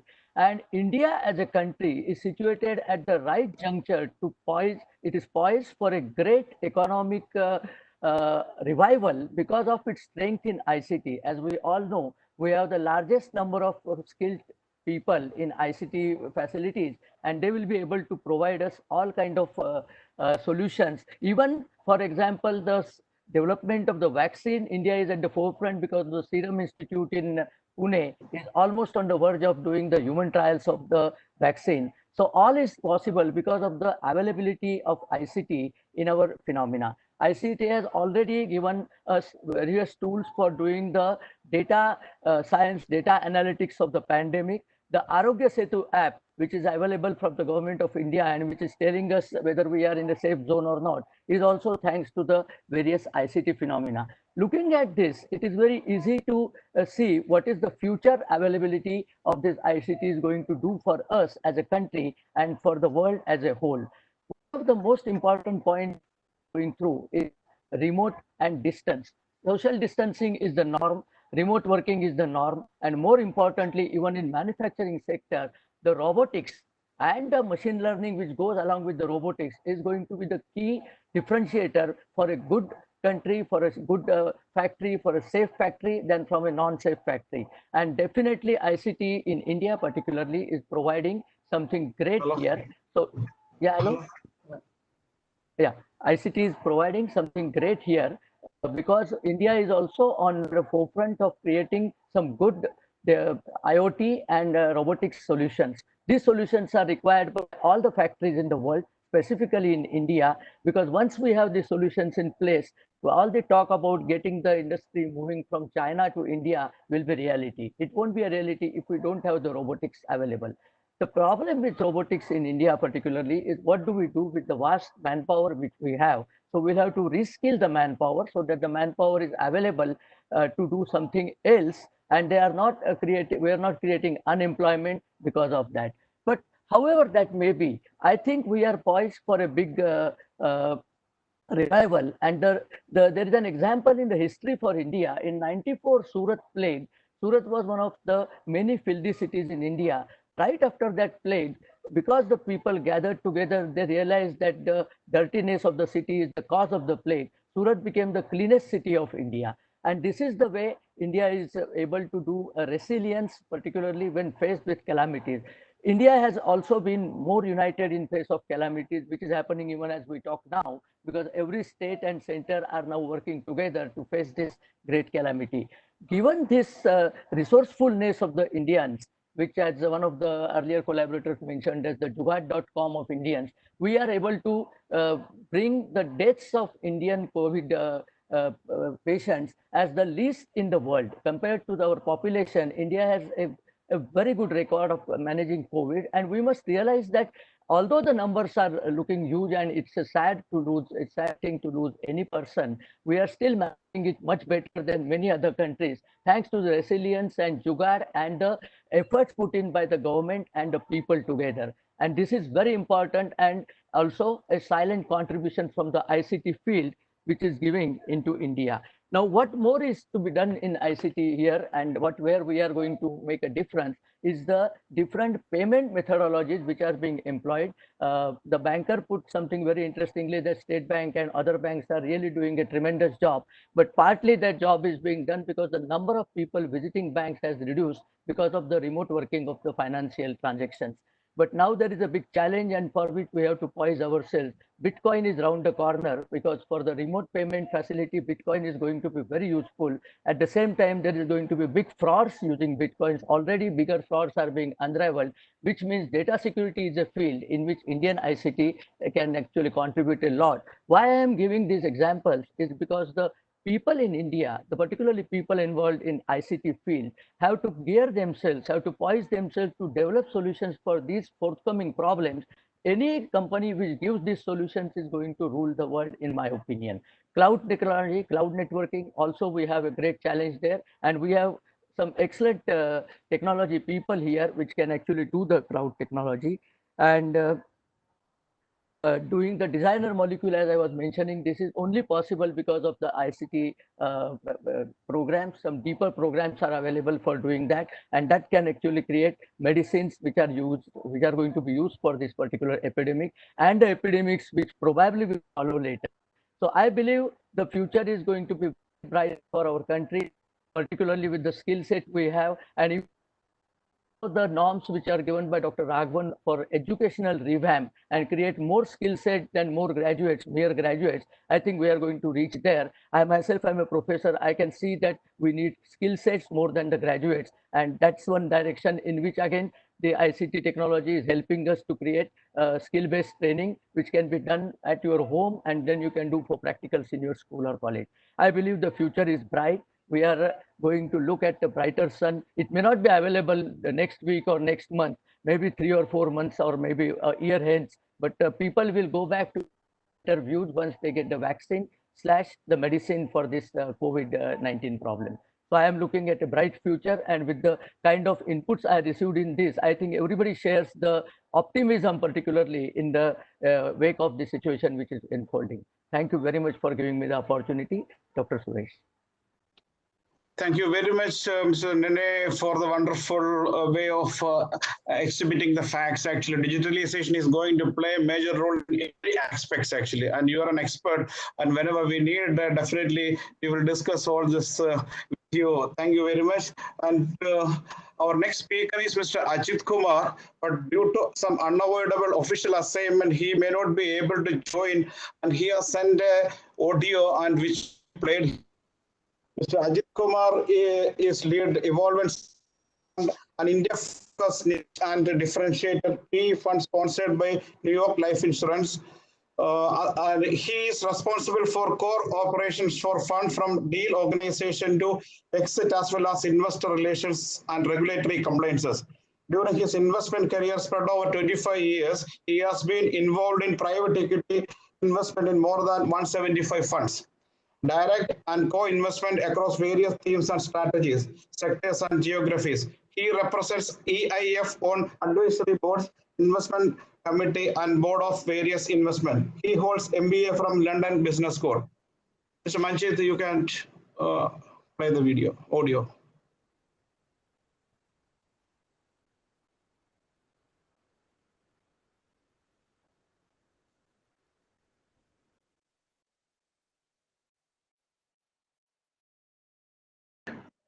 Just 1 minute, sir. Okay.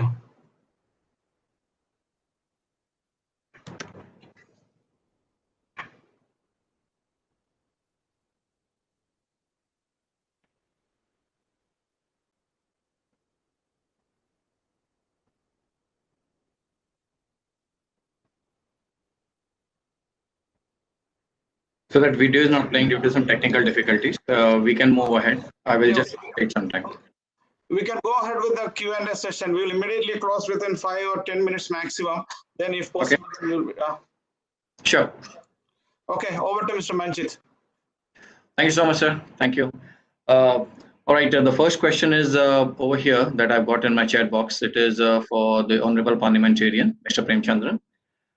So this question is from the audience. What are financial support Indian business industry can get from the Indian government post-lockdown other than the announced package? And will there be any more relaxation on taxes for quite some time? And is there any kind of a waiver for business loans?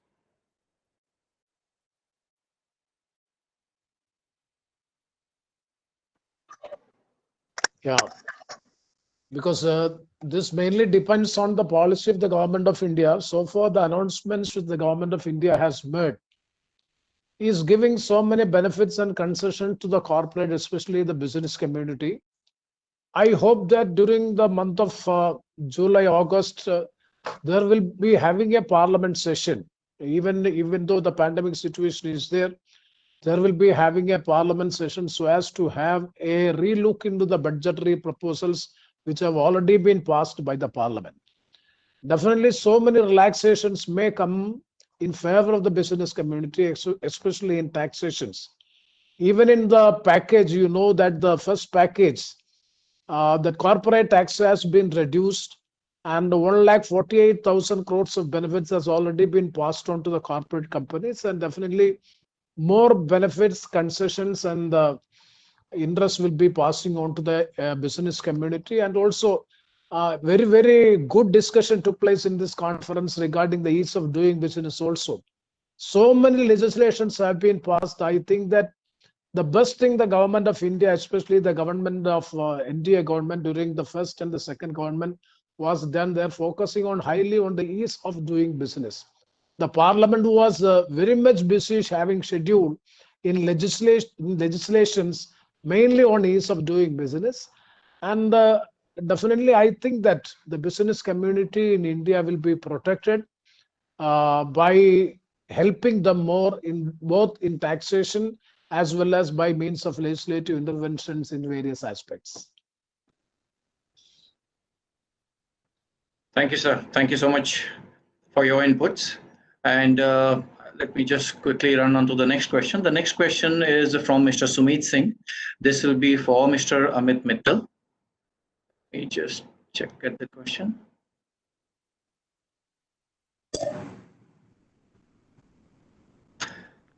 Mr. Mittal, is the company reproposing its decade-old technical textiles unit for any future venture for the health and hygiene? Yeah, the company is already, during the COVID period, the company has already started the PPV manufacturing as well as the mask manufacturing. We, in fact, has installed around 4 machines to produce masks during this period. And we have a capacity of over 1 lakh pieces per day, which we are giving to the government as well as to the private organizations wherever the need is. That a part of that, there are other initiatives that have been taken on technical textiles in terms of making virus-free fabric or fabrics which can treat, like take care of the virus in terms of protecting the patients in the hospitals and other things. Thank you. Right. Thank you so much, sir. Next question is for Mr. Sunil Raghavan.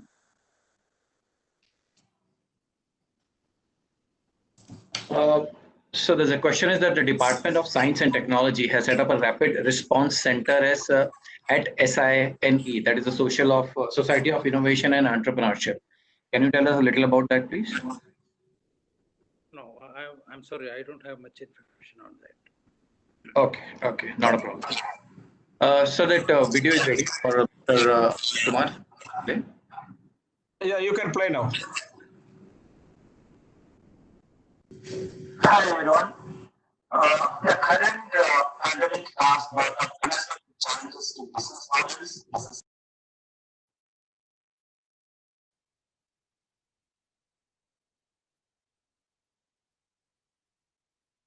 You can continue with the Q&A session. Right. We'll finish in 5 minutes time because we are running short of time. Sure.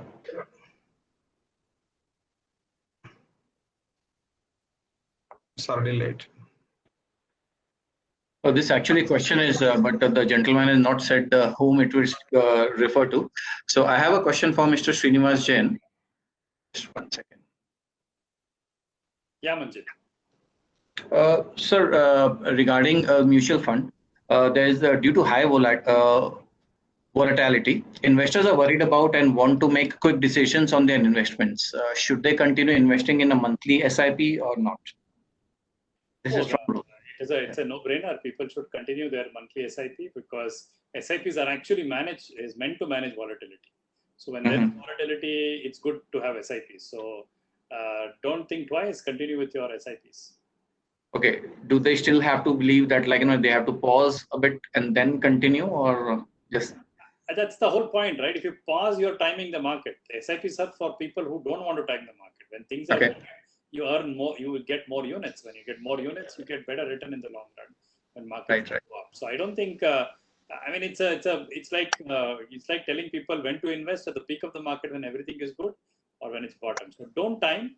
Keep spreading your investments. When you spread your investments, every anecdotal evidence, every historical data has said that when you spread your investments over a period of time, you invest during peak, you invest during bottom, you always average out, and you always have a better opportunity to make money. And also this, as I said, is an extremely short-term, unthought through. COVID is a completely different period. So I don't think people should react to a COVID period of 1 year or 6 months or something. These are long-term. All investments are supposed to be long-term. So continue to stay invested and keep investing and keep your SIP on. Okay. Thank you so much, sir. Thank you for your inputs. I think we move on to the last question. It will be for Mr. Chandrasekhar Nene. So do you think, from your perspective, online study will make the same impact as live lectures? In my opinion, this impact will be better than live lectures.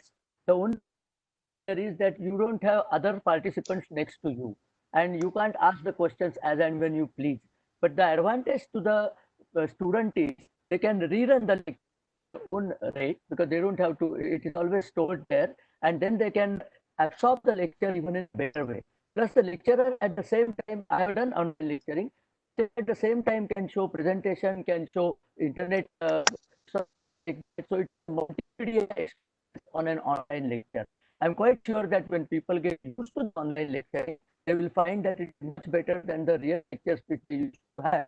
And don't forget that one person giving online lecture can be seen by entire country in a way. So that's a big advantage for the country, diverse country like India. Thank you. That's true. That's true. Thank you so much, Mr. Nene.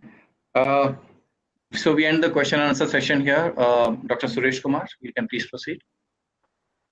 Suresh, 1 second. Yeah.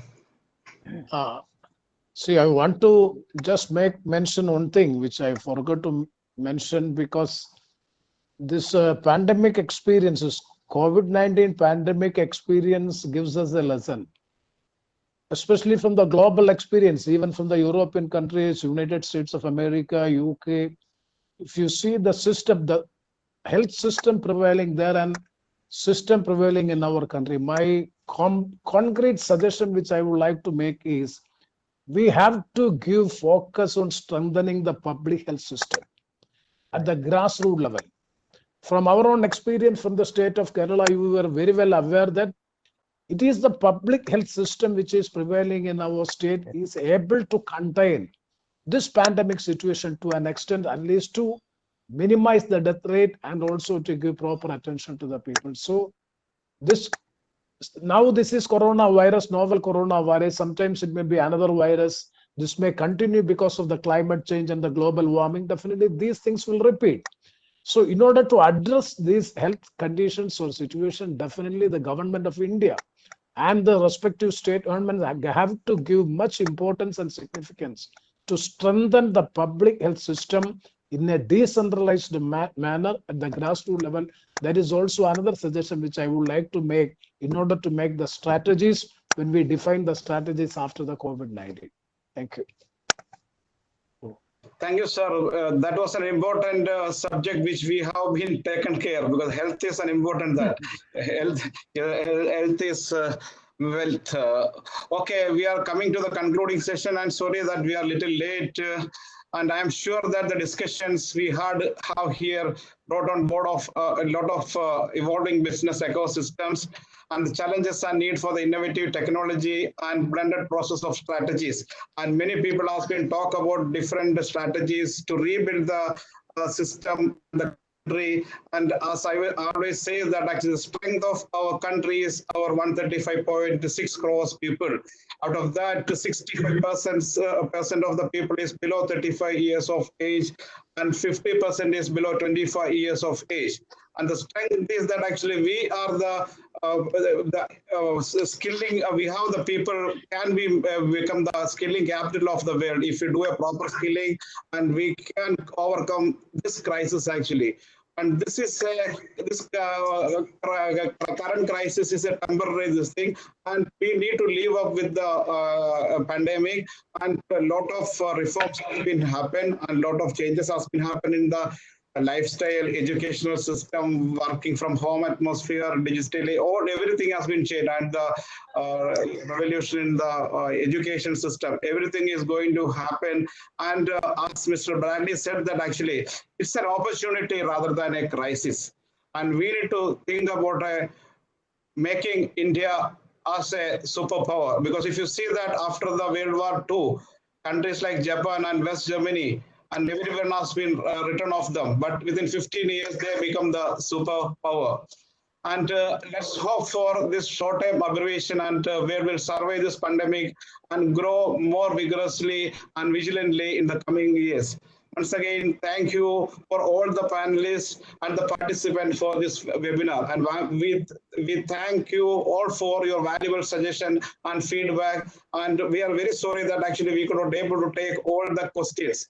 And we will be coming up with a new webinar next Saturday on the subject is that Gulf recruitment crisis, how to overcome the crisis of Gulf recruitment, because India one of the main income is actually we are generating $30 billion from the GCC market, because 9 million people are working in GCC, and we are getting a remittance of around 30 billion per year. And they are, that is this crisis has been badly affected the GCC, and around 1.4 billion people is either going to lose the job or their salary will be reduced. And this will be a big crisis for the country. But we're optimistic that actually a lot of investments are coming to India, and if we utilize this in a proper way, and as Mr. Sri N.K. Premachandran has been said, that actually if you bring a proper ecosystem in all aspects, this will be a very big boost for the country, and India can become the superpower. Thank you very much. Thank you. Sir, I would just like to say something to what you said. Like, the next webinar that we are doing is definitely, I would like to say something that it's on the 20th of June, and it starts at 11:30 a.m. The topic will be future of Gulf recruitment. And we have panelists, we have around 10 panelists across. I would just like to quickly share the names. We'll have Dr. Daneshwar Mule. He is a member of National Human Rights Commission, and he's a former Secretary Minister of External Affairs. We'll have Mr. Luther. He's a Protector General of Immigrant. He's retired. We'll have International Labour Organization. We'll have Ms. Sita Sharma from there. We'll have Professor Rajan. He's a Chair Professor for International Migration at the Center of Development Studies. We'll have Mr. Srinivasan, AICC Secretary, former Vice Chairman of FORAI. Then, of course, we'll have Mr. Abdul Karim. He's the CMD Corporate Creative Group Founder Chairman. Mr. Ashok Mehra. He is the Managing Director of Asia Power Overseas Recruitment Consultant. Mr. Supreet, he is fondly known as Sandy. He is the Executive Director for Soundline Groups. Mr. Shailendra Nigam, he is the Managing Director for Synclus Marketing. And Mr. CV Baby, he is the industry expert. So because of this, we have just prepared a small video by our CEO. I would just like to play that video. It is just a minute's video. Hello everyone. COVID-19 pandemic given very big threat to our life and our business. This disaster very badly affected to most of the business in the universe. Especially this disaster affected to overseas recruitment industry in India. At present, this industry going through very bad time and facing a massive loss ever in the history. Consulates of the destination countries are closed. International flights are grounded. Airports are shut. Most of the clients lost their project. Many candidates returning back to their home country. Universal lockdown became reason for hibernation period in the overseas recruitment industry. To find a solution to kickstart this industry, we Seagull International coming up with its third webinar on 20th June 2020 at 11:30 a.m. We are bringing veterans of this industry along with the higher officials from Indian government to seek their advice, guidance and support to restart our business. We are very happy to invite all of you to join with us for this webinar. You can do your registration by clicking below link. See you on 20th June 2020 at 11:30 a.m. Till then, goodbye.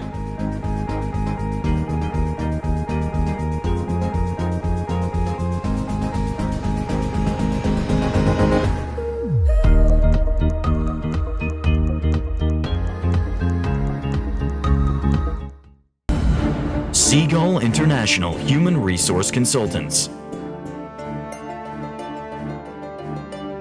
Bridging the gap between dream and reality.